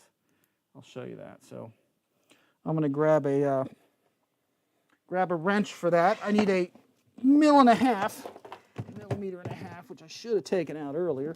Sorry about that, guys. So, and here's a little note for the guys watching. Since you're at the RCINFORMER YouTube channel, I got to show you some cool stuff all the time. So here's my box. Okay, here's my flight box. And what I did is I turned my Spektrum box, and hopefully the Spektrum guys are watching this. But I turned my Spektrum box into something a little more organized. I put my tools here so I can get at everything. I just punched holes down in there. So there's my metric 1.5. But here, take a look at that. I often have stuff piled in here. Oh, actually, I just did that today, and it actually already came off, didn't it? All right, it's making a liar out of me. All right, so what I did is I did some Velcro. I'll probably do a video on this thing later, too. But what I do is I put all my equipment here. Okay, so when it comes to things like, and let me kind of mess with the camera here a little bit. When it comes to things like my volt checker and stuff, my Spektrum Smart Checker, I have it Velcroed here, because, and then I have also here I've got cables, which, man, that's kind of hard to see, right? It's not really focusing on that. There it is. You can see I've got my cable. This is my charge cable, and I've got that sort of Velcroed to the side. So this stuff isn't all sitting on top of my radio gear and stuff. I also have a speedometer meter here. I just Velcroed that to the side. Okay, so it's not sitting on top of everything. And then over on this side, I got some more stuff.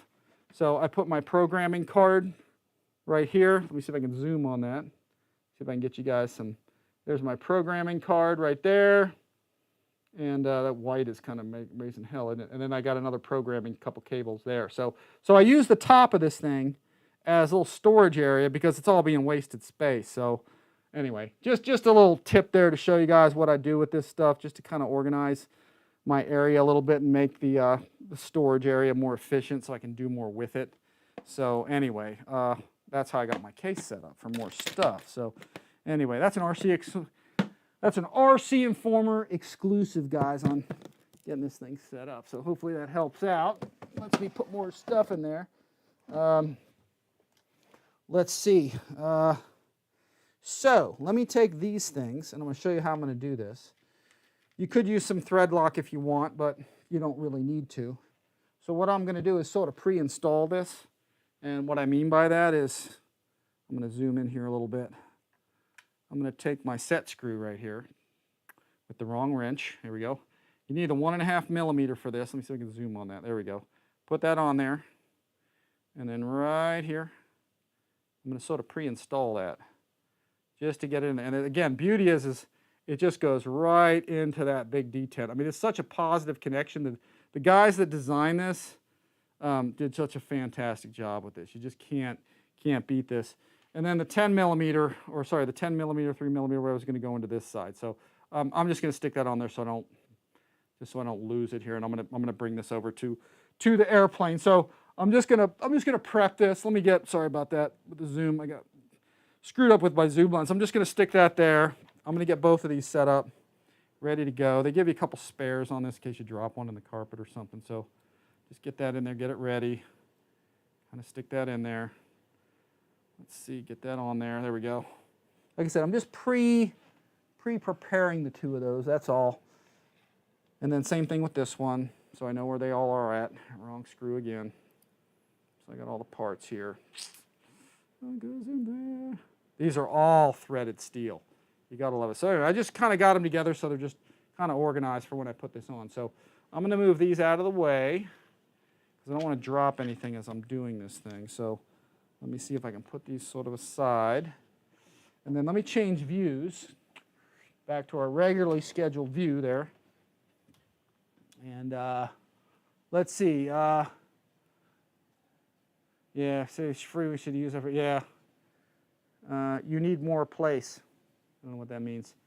Let's see. Let me try to get this, let's see what we can do. Let me flip this around. I'm going to put some padding on here. Let me see if I can grab myself a chunk of padding somewhere around. Oh, here, let's do this. I got a piece right over here. Special thanks to my friend Ron from the Glow days.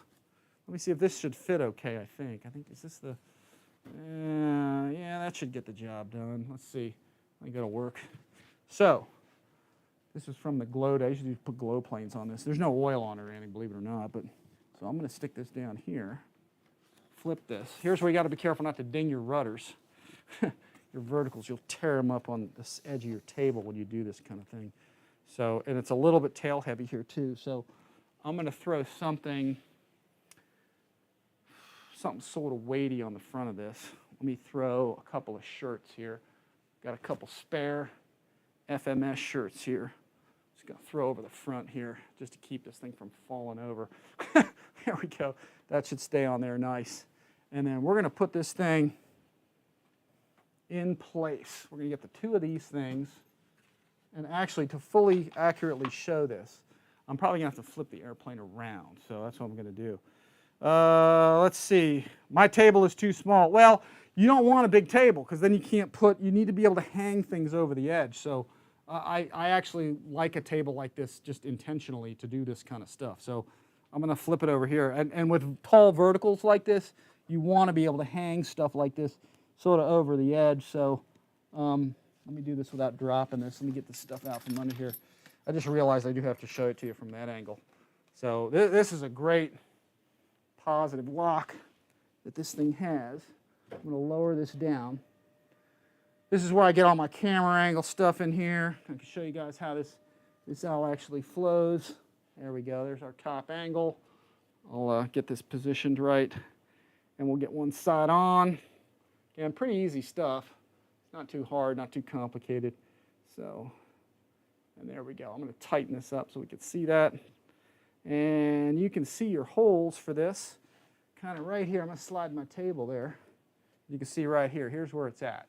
This is where the crux of the thing is. Let's get this on here. We'll put the two of these on. I'll go with this one here first, and we'll zoom. So let me get that going. Yeah, lots of angles here. I don't have to ding my rudders on this thing. There we go. Get them a little closer. There we go. So right here is where we're looking. And what we're going to do is take one of those shafts. We're going to feed it in there where I just misplaced both of them. Where did I put those things? All right, where did I put them? I put them underneath the thing. Let me go over here and grab them. Sorry about that, guys. get around it. Yep, I put them over on the other side. So here they are. And this is how nice of a deal this thing is. Let me see if I can zoom even closer on that. Yeah, let's see if I can get right down in on there. Oh, there we go. There you go. You can see that hole. Yeah, this is, I just love the way that they did this on this plane. There it is. Let's see if I can get this a little farther forward. I'll move the table instead. It's a little easier. There we go. So you see that hole down in there? That's right where we put this thing. So I'm going to take this deal right here. I'm going to unscrew this. I'm going to put this right in here. And I'm going to line up those holes. And you can see right down in that hole. In fact, I'm going to get you guys an even better perspective of that. Let me just change my camera angle even further. That's what I'm looking for right there. All right, let's see. Yeah, there it is. So what you're looking for is to make sure that that hole, as you put that in there, lines up. And this is about the biggest part of the assembly to this thing that you guys can see. And once that hole lines up in there, that's where you just drop your screw in. On the floor. All right.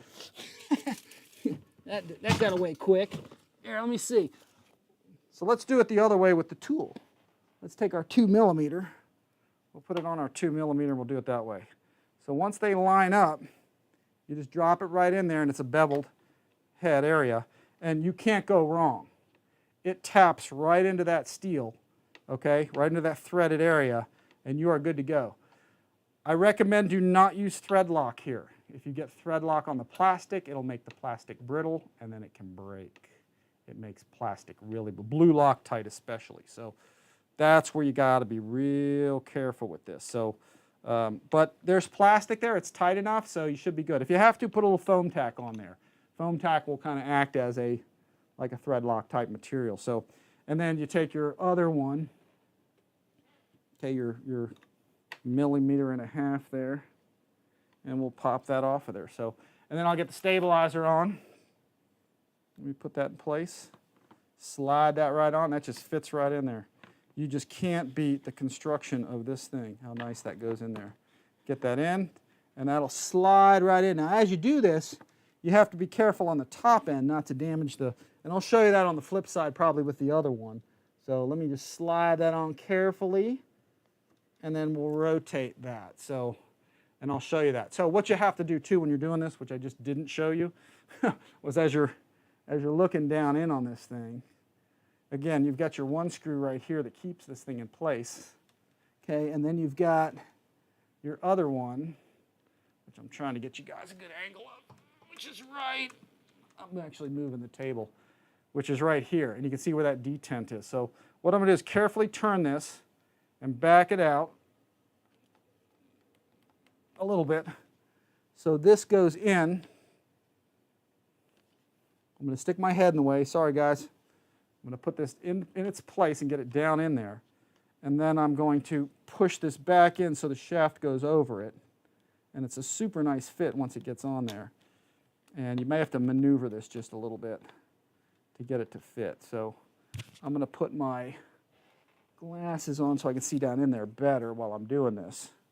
And you just have to get it to fit. So, and what you can do is you can actually back that screw out if you want to make sure it's in there. When you back this screw out, it only fits one way. And as you push this in, you can see positively as you line this up, and this is, you want to visually kind of verify this whole thing and make sure that that really does line up. And I can even push on this just a little bit and make sure it actually goes into place. So that looks like that's moving freely. It looks like it's not quite all the way in there. So let me back this out a little bit. Or let me put this back in. I'm going to rethread this. And I'm going to use this as sort of a, I'm going to sort of pull on it. I'm going to push it in that direction just to get it to go, try to get it to lock onto there. There we go. I'm going to wiggle it just a little bit. It's a tight fit on that shaft, which is good. That's what you want. I'm going to tighten it down. It should line up nicely. And then as I back this out, it's kind of hard to see because it keeps going out of focus, but once I back it out, you can see it's fully engaged. You just look down in there and you can see it's fully engaged with the detent. I'm going to stick my head in the way once again just to make sure it is in there. Yep, I can see down in there. It's harder to demonstrate that on the camera, but I'm going to tighten that up so it locks into that detent. Again, the critical thing there, again, is to make sure that that thing goes in there. And it's, like I said, it's a very positive lock in there, okay, to make sure that goes into, you know, when that screw, when you tighten it, it just goes down, you know, into that hole. So, and you can see it's a beautiful thing. It's just a nice male and female connection. So, yeah, it's nice. Gets the job done. So, next step up is we're going to put the rod and the linkage onto here, but I'm going to hold off on that for a second while I do the other side. So, I'm going to move this over real fast, my camera here. This is the hardest part, guys, or not the hardest part, but this is the more involved part of this assembly. I'm watching my rudders here to make sure I don't ding my rudders on the edge of this table, because it always makes me mad when I do that kind of thing. So there we go. We're going to slide this over. Let me move the table a little bit here, because it's kind of not really where I want it to be. Let's slide this kind of over here. There we go. Let me get this over here. I'm trying to slide this just a little farther. Let's get it down here. There we go. And we'll get this one done. So let me zoom on that. Slide my table a little farther away. There it is. And we'll get the other side on. Same deal. Same deal. Let's see, how many guys we still got here? Got 54. Very good. I appreciate you guys coming again. So let's get this off of here. Again, this is a beautiful fitting model. I mean, you just can't. It is a pleasure to build this sort of thing. Again, I'm pushing it in here, making sure you can see right there the steel shaft. You can see it pass through, and then you can see the hole lines right up. Once that hole lines up, you take your 2 millimeter by 10 millimeter, or sorry, 3 millimeter by 10 millimeter length, and then we're going to put it in there. It's magnetic, and then it can only go in one way.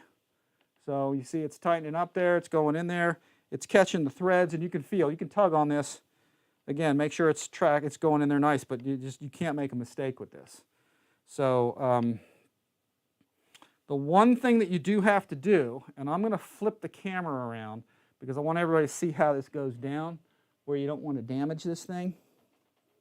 I'm going to actually move this away. That's my upper camera that I just recently bolted to the top there. I'm going to move this so I can get this in a position where I can get the camera on the back of this a little bit better. I'm going to try anyway. It's a big airplane, sometimes hard to maneuver. Trying not to dent my rudders on the table again. Let's see, which I almost did. No, maybe I did a little bit. Well, it happens. So let me see if I can get this on here. Let me raise this all the way up. Get this all the way up. You can see the steel weight. There's a big steel weight back here that they put in there to counteract the long nose on this plane. So you can't really get away from that. So, but let's see. I'm going to zoom into the tail of this thing. And this is the part you got to be careful of right here. This is where this thing fits right into the back. Shouldn't be hard, they're plastic, but as you put your tail on there, you have to sort of finagle it a little bit. And I'll show you that here in a second. So we'll do, let me walk around. Let's see, so you see how that piece moves in and out of there? That's sort of probably where the real actuator is on the airplane. This is just a dummy actuator. Obviously, the servo moves all this. But you can see how that moves up and down. That's where you have to sort of make sure everything lines up. It's a real simple fit. But let's see. I'm going to put this, I'm going to undo this. Okay. Get this off of here. And I just lost it. I think they gave me a spare. Oh, that's gone. It's gone forever. Let's see here. Hang on. Yep, that went into oblivion. So... yep, that's somewhere between, oh no, actually it's still stuck in the thing. I never had it out of there. So let me get this. See here, I'm just getting this thing off of here. Grabbing my thing there. All right, here we go. So we're going to slide this on. You already saw the other view. I'm just going to get this in position. And then you can see you have to kind of lift this up, slide this in far enough that this will insert in here. But before you do that, you have to back this off a little bit, okay, to get this thing in there, to get the wheel collar in there. So as I'm doing that, I'm taking my wheel collar like we just saw from the other side, and I'm sticking it down in here. I'm pushing it in the top, and as we slide this on, it should go right over top of that shaft sticking there. So, and that's where I had to wiggle it a little bit, you know, maneuver it a bit, back it off, and then get this so this fits. But you have to make sure the wheel collar goes all the way on there, which sometimes it doesn't really want to. And I'm going to stand in the way of the camera for 1 second while I'm doing this, because it's kind of a tough view to kind of do this at. But I'm going to look at it from the top as I slide that on and make sure I got it all the way in place, which it doesn't look like it's wanting to do it. So let me just push this in. Okay, that's almost there. Almost got that. Let's see if I can get that to slide in. There we go. All right, a little finagling here. Getting that thing in place. Definitely don't want to strip that thing, that's for sure. Let's see if I can get that in place.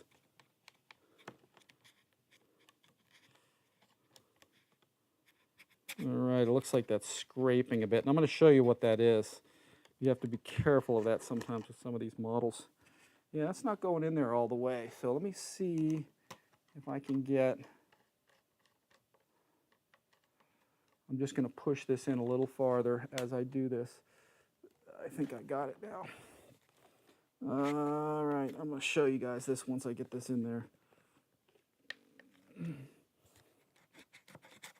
All right, this one doesn't want to go in all the way. Sometimes you have a little bit of a issue with making this whole thing fit. So let me kind of push this in. All right, that is going in there. I just got to get this thing to fit. It doesn't really want to slide all the way. This one in particular. All right, I think I might have it there now. Try to tighten that and get it to fit.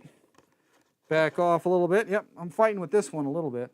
This one, the hole doesn't want to line up that well with the detent. So I'm going to take another tool, and let me zoom out. Let me go wide on the camera there for you guys. I'm going to insert something in there to push it like a flat screwdriver. Here, let's see. I'm going to flip this airplane. Let me lift this up. Flip this like this. I'm going to go this way with it. Yeah, sometimes that thing doesn't line up, doesn't want to. It's kind of hard to figure out what it's doing all the time. All right, let's see. We'll go back to this view. We're going to go to all this here. All right, let me see if I can straighten this out. This is just one kind of caveat to this plane that sometimes you can get it a bind with this. See, what's happening is I can't get this right here, the collar, like all the way on. So I'm going to take a flat screwdriver and push it from here. Just stick that in there and try to push that wheel collar onto the shaft. Part of the problem I'm having, and it looks like it's lining up now. Sorry, that's my head in the way. I think part of the problem I'm having, and this is something to watch out for when you have a flying tail on an airplane, is this. This can kind of end your day. See right here, it's scraping a little bit. See that? So if it's scraping like that, that might mean that this shaft is a little bit misaligned, or this plastic piece was put in such a way that this whole slot right here should be parallel. So if you've got some scraping going on here, you may need a little sanding here, okay, or maybe even a little here, just to smooth it out, okay, to make sure that this is not binding anywhere. Really, there should be a gap. The other side has a huge gap in it. I don't know, it's kind of hard to see that, but yeah, here over here. This one has a nice even parallel gap right here. So it's not even touching. You see that? And that's perfect. This side over here is scraping a bit, which means they might have misaligned this just a little bit. So we may have to do a little sanding later here, which I think I've done on this plane before, just to smooth it out, maybe even a little bit here. Just file it flat a little bit. to make sure that's not binding. And that's probably part of why, and this is a little nuance to this whole thing, that's probably partially why that I'm having a harder time anyway. Let me see if I can get this on top and down. I'm having a slightly harder time getting that wheel collar all the way down in there. And you can see it's kind of sort of not quite lining up. See how the hole is not? Let me back off a little bit. It's not zooming. That hole's kind of not getting in there the way I want it to. So by taking a screwdriver, you can kind of push it in. See, there we go. Now I got it in place. So now it's lined up nicely. I should be able to take that set screw that I think I've lost, which I got another one here. Take that set screw and we'll put that in there. Now that it's lined up, I just had to pop it into place. Actually, it was just sliding off. It wasn't even really a tight fit. It was just kind of, so what I'm going to do is I'm going to put that down in there, just get it to thread in place. There we go. And now it'll bite in there. Now it's going into that slot. So that was the problem, is I just didn't get it lined up. And it wasn't a matter of having to force that in there. It's just that the foam, or this piece, was just pushing it out, because this part right here is a little bit tight. It's a little bit, so you have a fuselage here and you have a stabilizer here, and instead of being parallel and doing this, it's actually like that, and it's kind of scraping on the leading edge. So if you get this, it's not the end of the world. You just have to make sure that before you go fly this thing, that you have this straightened out, okay? Whether we, and there's a lot of things you can do for that, and I hadn't decided what to do with it exactly yet, but I'll do a little bit of sanding here, see if I can get this nice and smooth, because it looks like there is actually a counterweight in the front of this thing, I think, inside the foam. So I'll probably sand this flat a little bit, see if I can get this straightened out, you know, or there's a little edge here of plastic I can probably sand. And then if you really, really have to, you see how I'm pulling on this and I'm getting it to pull apart? There may be a possibility of having to put a very slight bend in that shaft to get this to not scrape. This is a nuanced thing that you kind of have to know what you're doing. This isn't something in the instructions. The other thing too is if you have a problem with something, is you return it, you know, and tell them, hey, look, it's not lined up right. They did a bad job gluing this plastic piece in. The shaft is a little bit off and it's scraping here. So that can happen sometimes. So don't, you know, it's not the end of the world. Again, you can tweak it and tune it so it's not doing that. I'm just going to tug on a little bit, but you have to make sure that this is not scraping. And right now it's scraping, whereas the other side is just, you know, it's pretty fluid, and that's how it should be. It shouldn't scrape at all. So just look for that. If you have a bind in an elevator like that and it gets stuck, I mean, you can roll the airplane over into the ground. So just make sure that's not a problem. And again, that's just something with a flying tail that a lot of people don't tell you about, but you really need to make sure you're not scraping and that's moving. So I'll jack with that later and I'll resolve that and get that fluidly moving. But that's basically, you know, that's the construction, you know, of the tail end of this thing. So since I've got that, and again, that's really the hardest part of the entire assembly, which is not really even hard at all.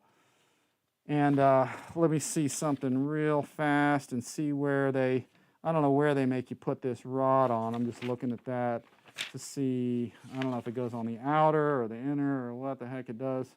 So one of these is the elevator, and it looks like it's going on the, yeah, it goes into one of these holes. I don't know which one they're making it go on. So for right now, I'm just going to throw it on one of these. That's just getting the tail on. That's pretty straightforward. So for right now, just stick it on the outer just to have a place to put it. That's all. And I'll snap it in place. Let me pop that in there. Let me see if I can get that with my hands. No, that's not going on there that way. We'll get this one on. It might even be on the middle hole or something, I don't know, or an inner hole. For right now, I'm just not gonna worry too much about it. Let me get that in place. See if I can get that in. Let me grab my out of my toolbox here. Let's see. Sand it. Spit on it, Rich. Yeah, that's right. I can do all that stuff. Full throttle. Full throttle says, so is this color finally coming to the U.S.? I don't think so. It's just, I'm just showing you guys this kind of non-U.S. market airplane, just so you guys can see it. I thought I'd show it off to you. And what I'm going to do is use my ball link pliers to snap this in place instead of trying to do it without it and breaking the link. Let's see, make sure that's going to work. Yeah, there we go. And then same thing with this side. Grab those. These ball link pliers are good for putting them on and off. There we go. That's good. So everything should be working. Got good ailerons working there. Make sure all that's going into place. Yeah. Yep, it's scraping a bit. I'll work on that. I mean, I'll do that later, but it's nothing we need to do right now. And that is that. So let me close this up. Put this down and under here. And then the next easy part is just these. These are the ventral fins. And you can kind of see where, you know, these things go on. It has a shaped curve to it. You see the curve right there? It's a really neat compound curve right there.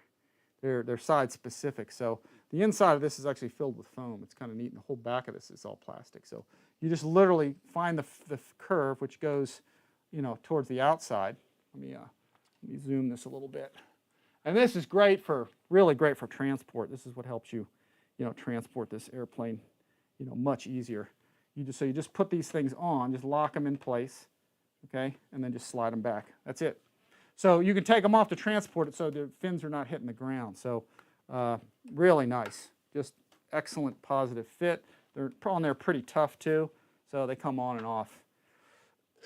You know, super, super easy. So, all right, let's get back to our front view. Actually, you know what, let me do one more thing. I'll show you the tail cone. This is the tail cone. I'm going to put a magnet on here probably, so it will magnet to the steel weight. You can see the steel weight right there, okay? And this whole thing just fits in like this. You can glue it if you want to. Nothing wrong with it. That's what the instruction manual says to do, is to glue that in place. But for the purposes of being able to remove this so I can transport it, because you can see the plane is a whole lot longer, you know, with, you can see how much longer it is. And if you can take that off to transport it, you know, you're going to save some space and also not ding up, you know, the tip of this thing. So that is that. So let me put that aside real quick. We'll go back to our front view there, and that's it, guys. It's about done. But I'm going to do a diversion from the typical way of putting this together. And I think the first thing I'm going to do is get the landing gear down, because then I can set it up on the table. So what I'm going to do is pop the canopy off carefully if I can. Okay, get this off of here. I'm going to grab my servo tester, keep that weight on there. And my servo tester is right here. Get this thing. So I'll fire this up. There we go. Hobby King exclusive right there, baby. Simple servo tester, nothing big. So let's do this. Let me find really quick if I can find the retractable landing gear. And I should be able to just plug that right in and get the gear down. So let's try that. See if it happens. See if we can get that to work. Let me see. There we go. And we got two that work. Oh, the lights are working there. There we go. I think it just keyed. There we go. Well, 2 out of 3 is not bad. Here, let's see. Let me get them all to go in. There may be a bad connection somewhere. It might be one of the servo leads. Here, let's see.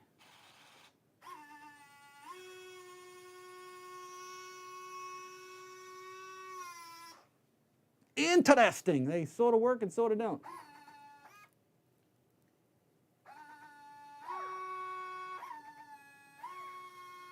Go, go, go. It's probably my bad battery is what it is. Let's try this. Come on. There we go. Trying to get them all to go down.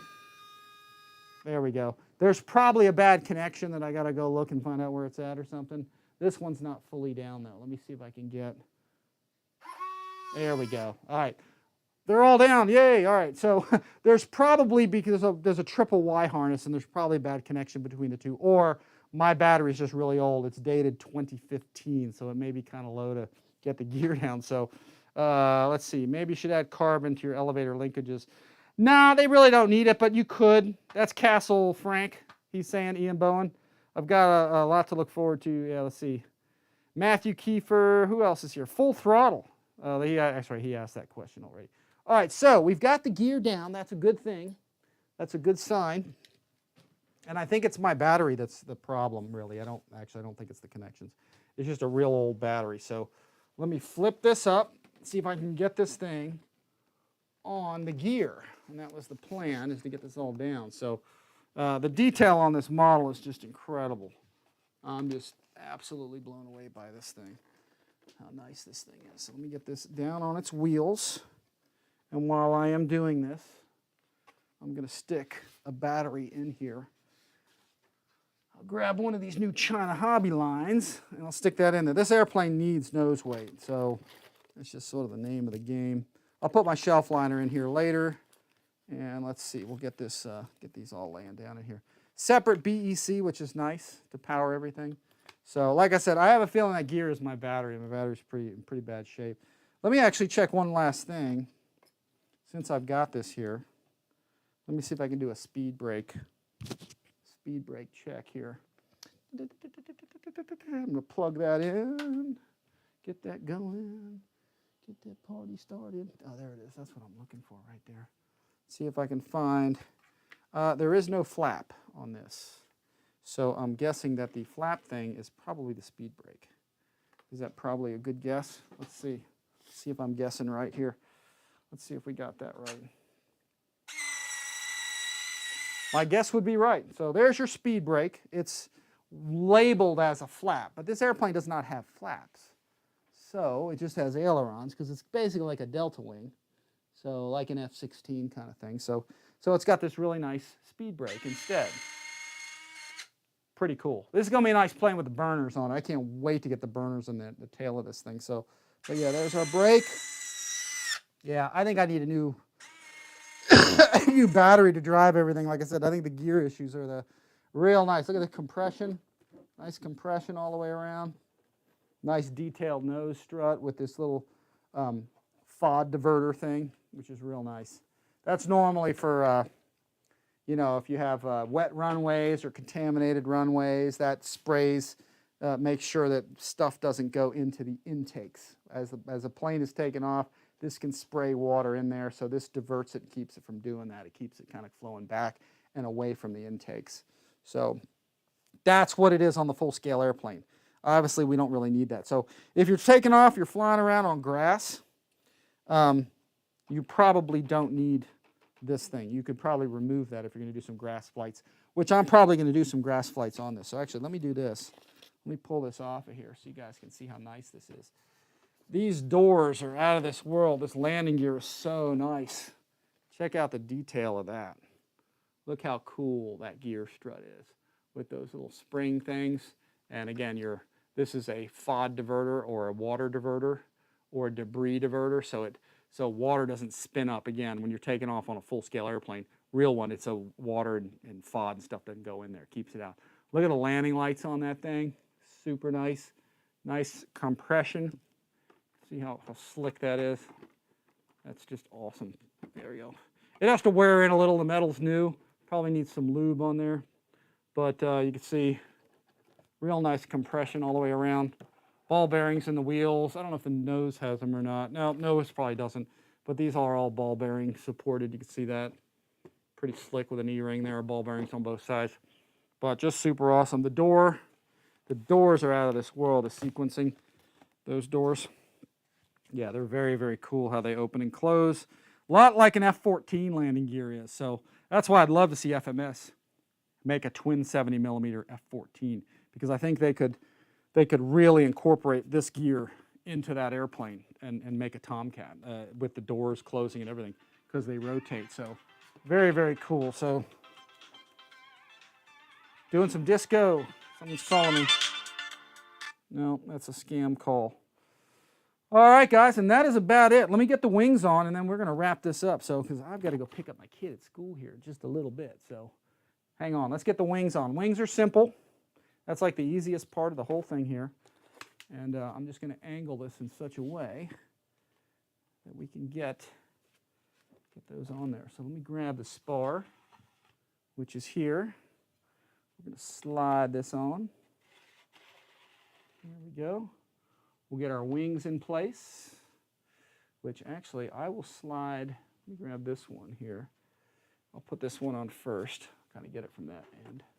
put that in place. And just get that in position. I'm not even going to plug it in, I don't think. I think I'm just going to put that all in there. Not this one anyway. I'll get that in later. Let me just slide that in position. Let's see, so I can get that in. That's a nice fit. And then let me grab the other wing, which is way back over here. Let's see. I put it on my rafale here in the back. So let's get that in place so you guys can see that, how that fits on. So, all right, we'll zoom in on that. Let's see. This is a cool fit, the way they got this thing on here. So all you have to do is just plug this in. And again, you can tighten your connections. It's not a bad idea. For now, I'm just going to plug this in. So you just stick that in there. There you go. Actually, I got to do that after putting this on. So let me put this on first. Get that wing in place. Okay, and then I'll take this. I'll slide this in. There we go. And you can see how that fits. Just goes right in. You tuck all these in here. It's just that simple of a thing. And then the alignment of this is just fantastic. I mean, you just can't get over how nice this is. And I'll show this from a top view too, so y'all can see how nice of a fit this whole thing is. So it just slides on. I'm just looking at this from the top down just so I can see what it's doing. And then yeah, it goes right in. Just a beautiful fit. So let me get that from the side so you guys can see that, or from the top, I guess. Yeah, let me get in on that. Yeah, that's pretty slick. That's very slick how that works.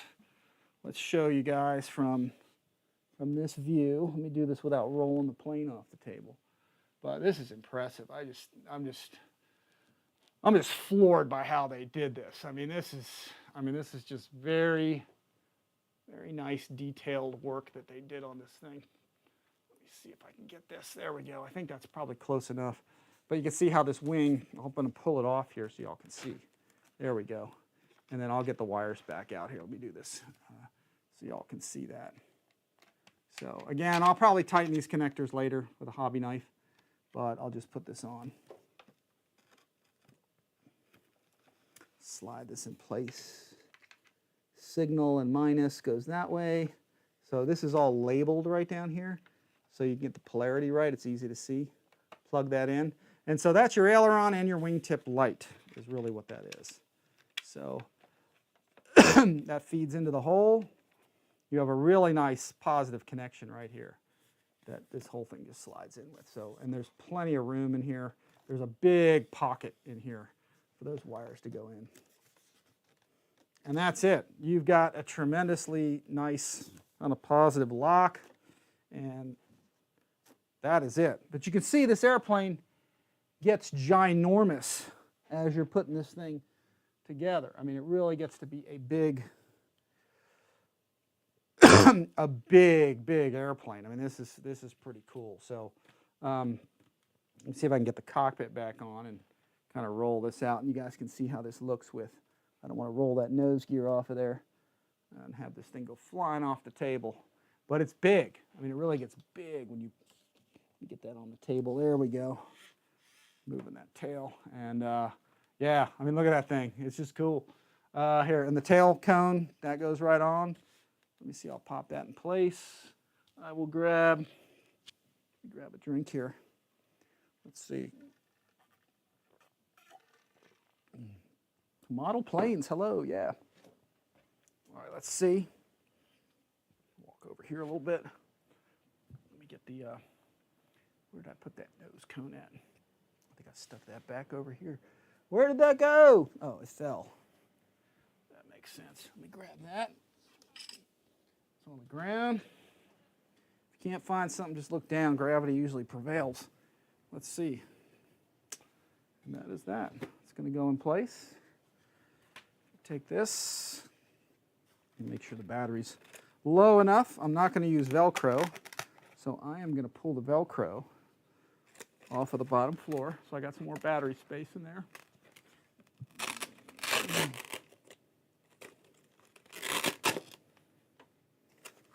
Pull that out of there. Yeah. Using shelf liner, baby.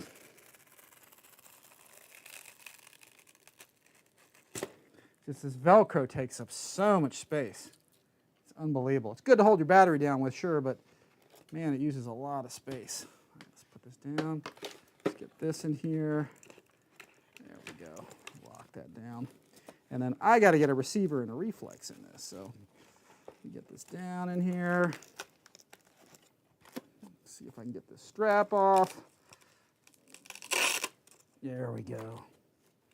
Get this down there. All right, there we go. Now we got some space to work with this. All right, we'll get this in here. Get these down. And there we go. That is it. We got to put 2 screws on each wing to get them in there. So, and I'm going to do that from the side here because it's going to be a little easier to do that way. All right, let's see. Let me grab those right there. And let's see, I got 2 here and 2 here. And I'm just going to put these in from underneath. I think you guys probably can get the gist of this. There's just 2 holes and 2 screws per wing. I'm going to slide this over.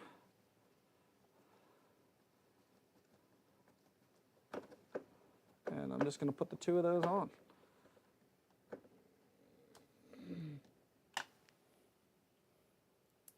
That is it. This one goes right up in there. And I'll show you those after I get them in there. Let me get that thread. See if I can get that locked into place there. No, that one doesn't want to go. I might need to push that in a little bit. Or just kind of finagle it a little bit. Let's see. Sometimes you got to twist it and turn it a little bit. Yeah, one doesn't want to fit that well, does it? So what I'm going to do is push the wing on a little harder. It's probably all it is. It's just an alignment issue. So, and it is because the screw just fell out. So let me grab that. There it is. So, and that's what it was. I had to push the wing on to get it to really kind of go into that hole.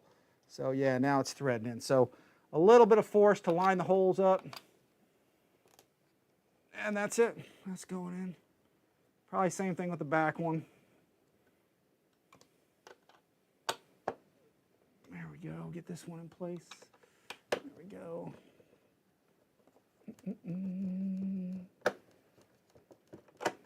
That's it. Nice fit. Very nice and tight. Love it when these things fit together tightly. I don't like it when they're loose. But you can see one right there and one right there. And that's it. So that is it. And then 2 on the other side, which what I'm going to do is I'm just going to lift this up, turn it around. Very cool. I can't wait to see twin burners in this thing. It is going to be cool. Bring this all the way over to the edge. And same deal. Rather than flipping the entire airplane around and doing this, I'm just doing it from underneath because it's just easier since I'm at the edge of this table. Having the same issue, so I got to push on the wing because it's a tight fit. There we go. There we go. Now it's threading. I love it when they fit tight like this. Again, I do not like it when you got a loose wing that's too easy to get on. That's nice and tight. I like it. So, and probably as you fly it and stuff and it flexes and all that, it'll loosen up. But you'll want to remove these wings for sure for transport because it just makes the airplane, unless you got a big truck and you just put one plane in. Yeah, that's nice and tight. It's going. Squeaking. That's it. She is together. So let me do this without knocking this off the table.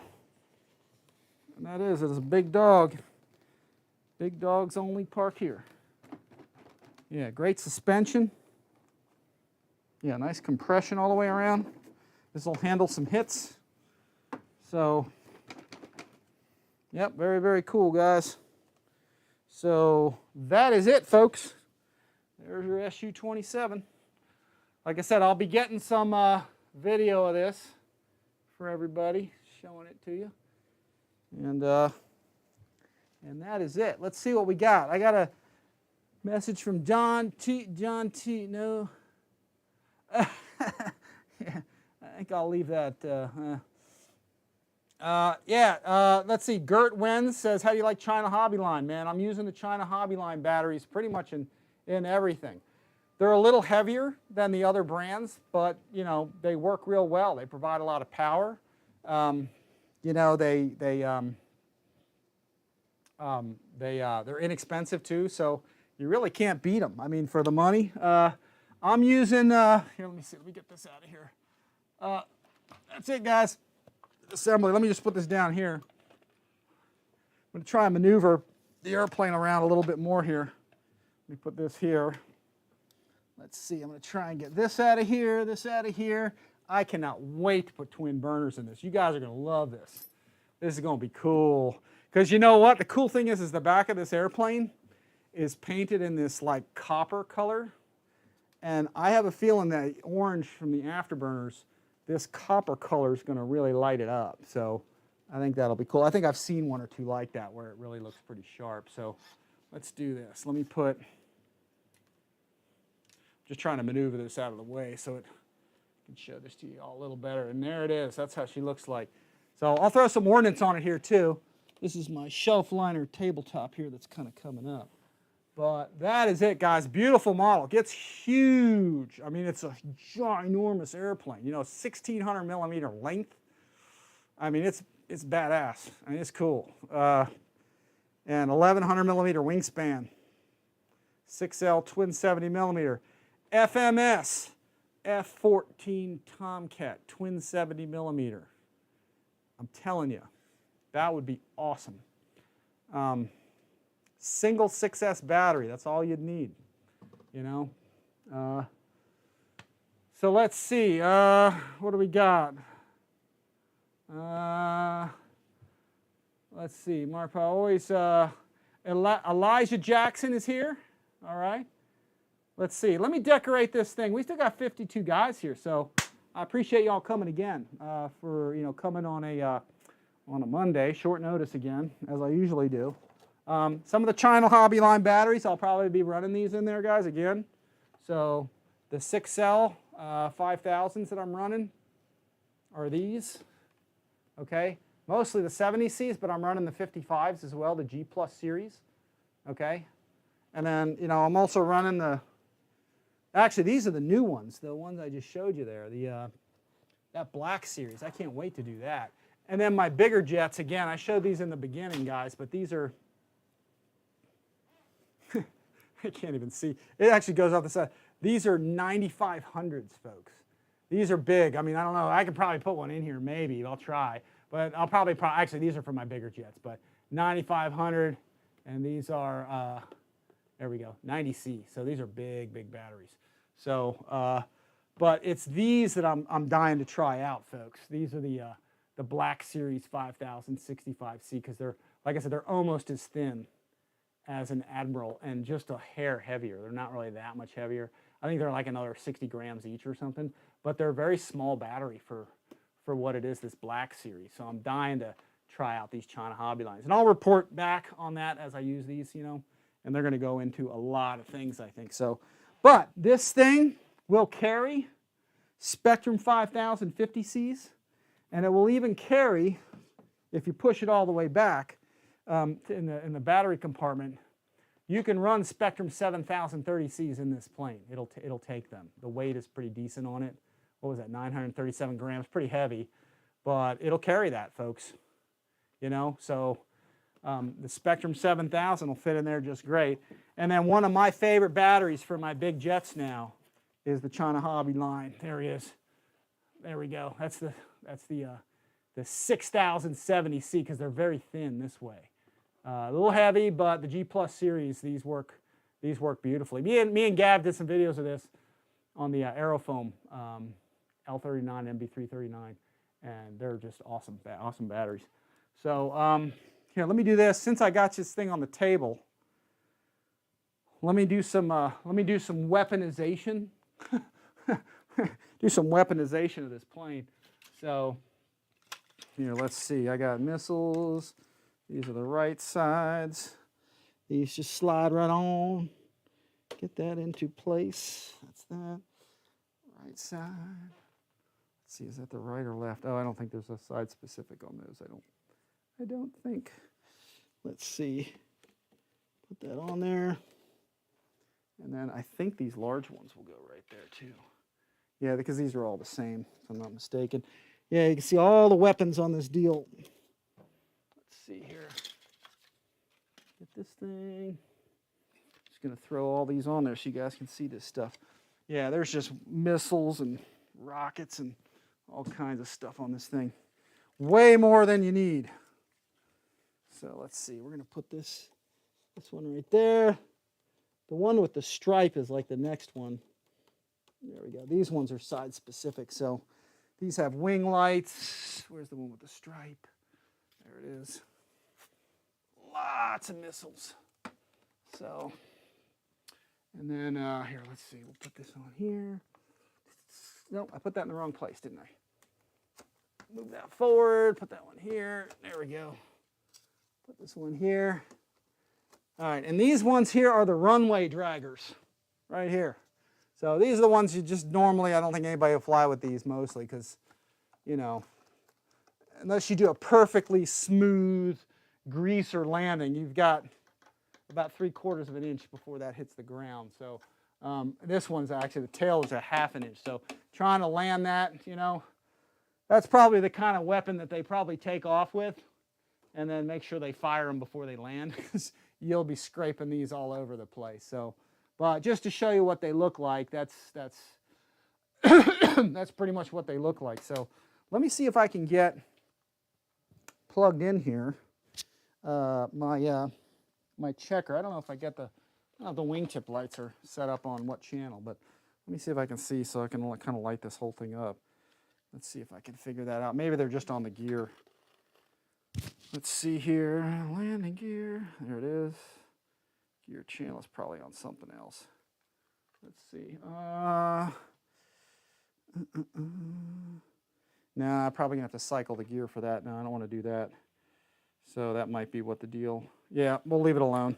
Anyway, it's got wingtip lights. I don't want to cycle the gear because my battery's low and I might end up dropping or putting the gear up on those things on the ground. So, but super nice model, folks. You just can't go wrong with this thing. Let me see if I can get this other one on here. And just for continuity here, see if I can get that in place. Yeah, that is it. Yeah, those are runway draggers, man. Those are low to the ground. Check that out. That is slick. Y'all see that? Lots of rocket, but those are dragging the ground. Again, about a 1/2 inch on those rear fins, and that's all you got. So, yeah, that's definitely not something you want to be landing with. But I don't know, if you got a perfectly calm day and you got this dialed in, I mean, you can do it without scraping. You just got to know that they're pretty close. So maybe I'll do a flight one day with it like that, just for the heck of it. So, and that is it, guys. That's all you got. That's the FMS SU-27, baby. Very slick. Let me see if I can lower my table here. Get that in position. Very cool. I like it. So, all right, guys. I can see all your questions there. What do we got? Don Henry. He's in the house. There's Enzo K. You see a guy put weight marks on each battery, you know he's the real deal. Did somebody comment that I didn't see something?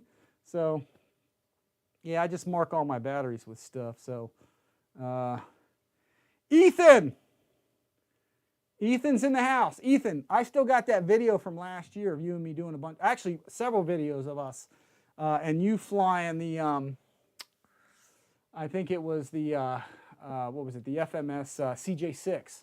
So I've got videos of you still to put out. It's not that I haven't mean it, just, man, I get busy and sometimes new stuff comes in, I show it off, but I've been meaning to get those out. So Ethan really helped me out a lot with filming last year, you know, so at the Pilot Ryan event down in Imperial. So he helped me film a lot, and I've been meaning to put those videos out of him and I, you know, doing some flying and stuff, so, and him flying and so forth. I have those videos, I just got to get to them.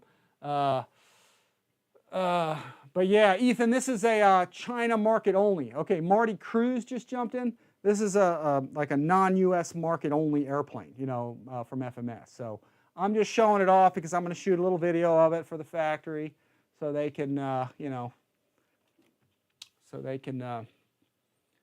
a video together on it or another video. So anyway, yeah, super nice model, folks. The current ones comes with reflex. This one didn't have it because this one's a little older. I had it in the box sitting around, so but I wanted to show it to everybody. Actually, this is cool. The pilot detail. Check this out. This is pretty slick. Let me go to top view here. You guys can see. Oh, I got my camera like totally in the wrong place. There we go. Let's go. Pretty good pilot detail in there. You got some instrumentation in there, and yeah, pretty cool. This hole, that's for some ventilation. So is that hole right there and that hole. And the pilot's screwed in or screwed up, depending on how you want to look at it. There's spars in here. You see spars running through here to keep this, because it's long and thin foam, so that's just for rigidity. But yeah, pretty slick. So let me get this on here, and there we go. That's it. All right, guys. Who else we got? What time is it? Oh, it's 4:10, so I got to get ready to go here pretty soon. So I'm going to be signing off here soon. So guys, again, stay tuned for next weekend. I think depending on whether I go to Joe Knoll or not, we may or may not go. I don't know, just because of logistics and stuff. We're probably this weekend or very soon going to have a live show on the afterburners and stuff that I'm getting ready to stick in the back here. So, and we're going to talk about that. I have some other planes set up with them, so stay tuned this weekend. Probably going to do a live show, hopefully, and show you that. So, let's see. Yeah, FMS puts really good electronics pretty much in their stuff, and this one has the 1900 kV 70 millimeters in it. So it's got those slightly more powerful ones in it, which is nice. So, you know, FMS usually doesn't skimp on the power. For the last decade, almost every FMS plane I have has never had a power problem in most cases. The only issue I've had with a power issue at all has been with the new Corsair. Okay, that was the only one really. So, but you know, I boosted mine to 8 cell and it's not a problem. But all FMS planes usually, like their Tiger Cat, gobs of power. The P40, P47, the 1400 millimeter, 1500 millimeter, lots of power. So FMS usually, if anything, well powers their plane. The Rafale is well powered. It could use a little more thrust, but I think that's more in the nozzling than anything else. But the Rafale flies beautifully. I mean, you just can't get too much better than what their FMS is doing with their stuff. So, but let's see what we got. But anyway, let's see what else is going down here. I'm seeing everybody on. We still got 42 guys here, but I'm gonna sign off because I got to go pick up my daughter from school. That's just the health. Again, the logistics of not going to Joe Knoll. I got a lot of stuff going on, so that's happening here. But we may go. I don't know. We may go Wednesday. I'm just kind of playing it by ear and seeing how things go. Just one more time on the tail of this plane. See if I can do this without dropping the airplane all over the darn ground. I see the nose wheel over there, and this battery's in the way. All right, let's see. These cones are solid, though, I gotta say. These tailpipes. Yep, there goes my pitot tube up front. I'm gonna break that thing. Here we go. Let's move this out of the way. Actually, let's do this. Before I knock this off completely, let me get this cone out of here so I can turn this around. And yeah, this is where I think I showed this in a past video or something, but yeah, this tail cone, there's a huge piece of steel in there. See if I can raise that up. Yeah, there we go. Bring it up, Charlie. I'm the only one with a carrier deck lift on this channel. Here, let's see. All right, let's see. See if I can maneuver this. Yeah, this is where I would put. Yeah, here we go. That's it. I don't want to roll that anymore because I'm going to lose this thing. Can I go any higher? Nope, nope, wrong way. Oh, wow. Actually, I can get in on that, can I? Let's try that. I went too high. No. There's that piece of steel in the tail right there. Yep, no, go the wrong way. No. Oh, let me zoom. Hang on a sec. I'm panning. Going the wrong way. No, that's the wrong way. There you go. That's that piece of steel. That's a piece of steel tail weight in there to balance the airplane because it's so, nose long that, that you got to, it needs weight in the back. So this is the tail cone that goes on, and they did this for ease of gluing. And this is intended to be, just glued on. So I'm going to put a magnet right back here. I'm going to put one right in this area, a nice big one. And then that will actually adhere right to that. It'll just snap right on. That'll should keep the tail on, pretty nicely. So, all right, guys, I think that is going to wrap it up for this video. Any last questions, throw them in there. Marty Cruz is saying, where can I get one? Just trying to look for it. Again, guys, this is a non-US market FMS airplane. So I'm just making some factory videos with it. And so I figured I would just show it to you, just to have something different to look at. So I'm always trying to give you guys something different on the channel here that you don't maybe see everywhere else. So, that's the crux of it. So I'm just trying to show it off a little bit, let you guys take a look at it. And I'm seeing it sort of for the first time other than the box, So, but yeah, it's pretty cool. It's pretty cool. It's not inconceivable that you could see one here, possibly. But, we'll see what kind of happens with that. I mean, if there's enough requests for it, you never know. It could show up. But I'm just here just to show it to you because just trying to show you guys something different, something you don't, see all the time everywhere. So that's it. So yeah, it's pretty killer. I love the blue. It's just such a great paint job. The two-tone blue and the white nose and all that. It's just a real nice standout. It just looks sharp. So, John T, share the LiPo link. Okay, guys. In the link in the description below my videos, anything, like I said, guys, I never ask for money from anybody. I might do a Patreon thing one day, but, for now I haven't. I mean, I might do it. I'm not saying I won't, but I don't really ask for any money. So, all I say is if you guys get an airplane or something, use my link, to purchase. If you guys get something, if you click on the links below my video and buy something, then that supports the channel. And it doesn't cost you guys a dime to do it. So, and I got lots of links. In fact, let me look and see real quick if I can show you here one of my videos, for example. In fact, let me see if I can pull up. Actually, let me see if I can pull up the live video. Yeah, here it is. So this is me and talking. I don't know if this is going to cause an echo or whatever, but if you go to the description box below the video right here, folks, I think you guys can see that okay. Any of those clicks the things that you guys might click on, like the Amazon link there, that goes right to my Amazon store.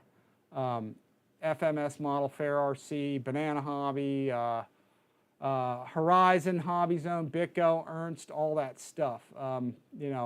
Click on any of my links. It supports the channel. I think I got the China. Where's the China Hobby line? Yeah, there it is. If you click on like the China Hobby line link, for example, and you go here and you buy a battery, buy some batteries or something, that supports my channel, guys. It doesn't cost you guys a dime to do it.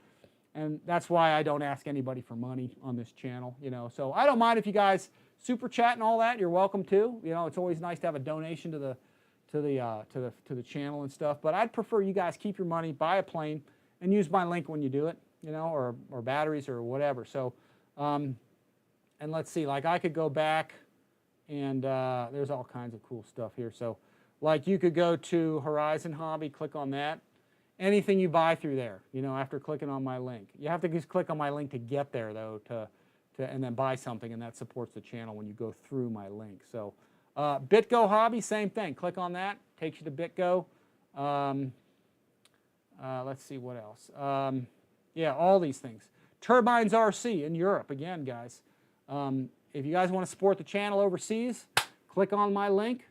Go shop around. If you get something, if you buy something, put it in your cart or whatever, it supports the channel. Whether it's something I'm showing you guys or demonstrating or not, that's how you guys can support the channel, and that's how I prefer to do it that way, guys. And that is about it, I think. Like I said, I think I got to go because I got to pick up my daughter from school and all that. So let's see. Any last words going on there? Let me see. Let's see what we got.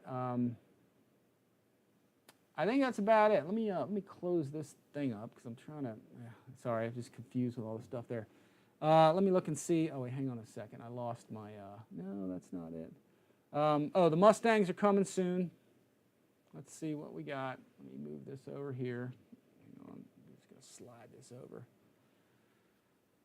All right, and I think that's it, guys. Mark Parsons says, good show, Rich. Thanks, Rich, for the great unboxing. Take care, everyone. Hope you all have a great week. Yeah, have a good week, guys. I may or may not be at Joe Nall. If not, I'll be here doing videos, maybe some more live shows even during the week, so stay tuned. But definitely this weekend, if I'm at home, we'll be doing an Afterburner video on the weekend, so stay tuned for that. It's going to be cool. The Afterburners are cool. So, all right, guys, any last questions? John Mish Jr. came in. Sorry, came in late. Did you already contrast the E-Flight?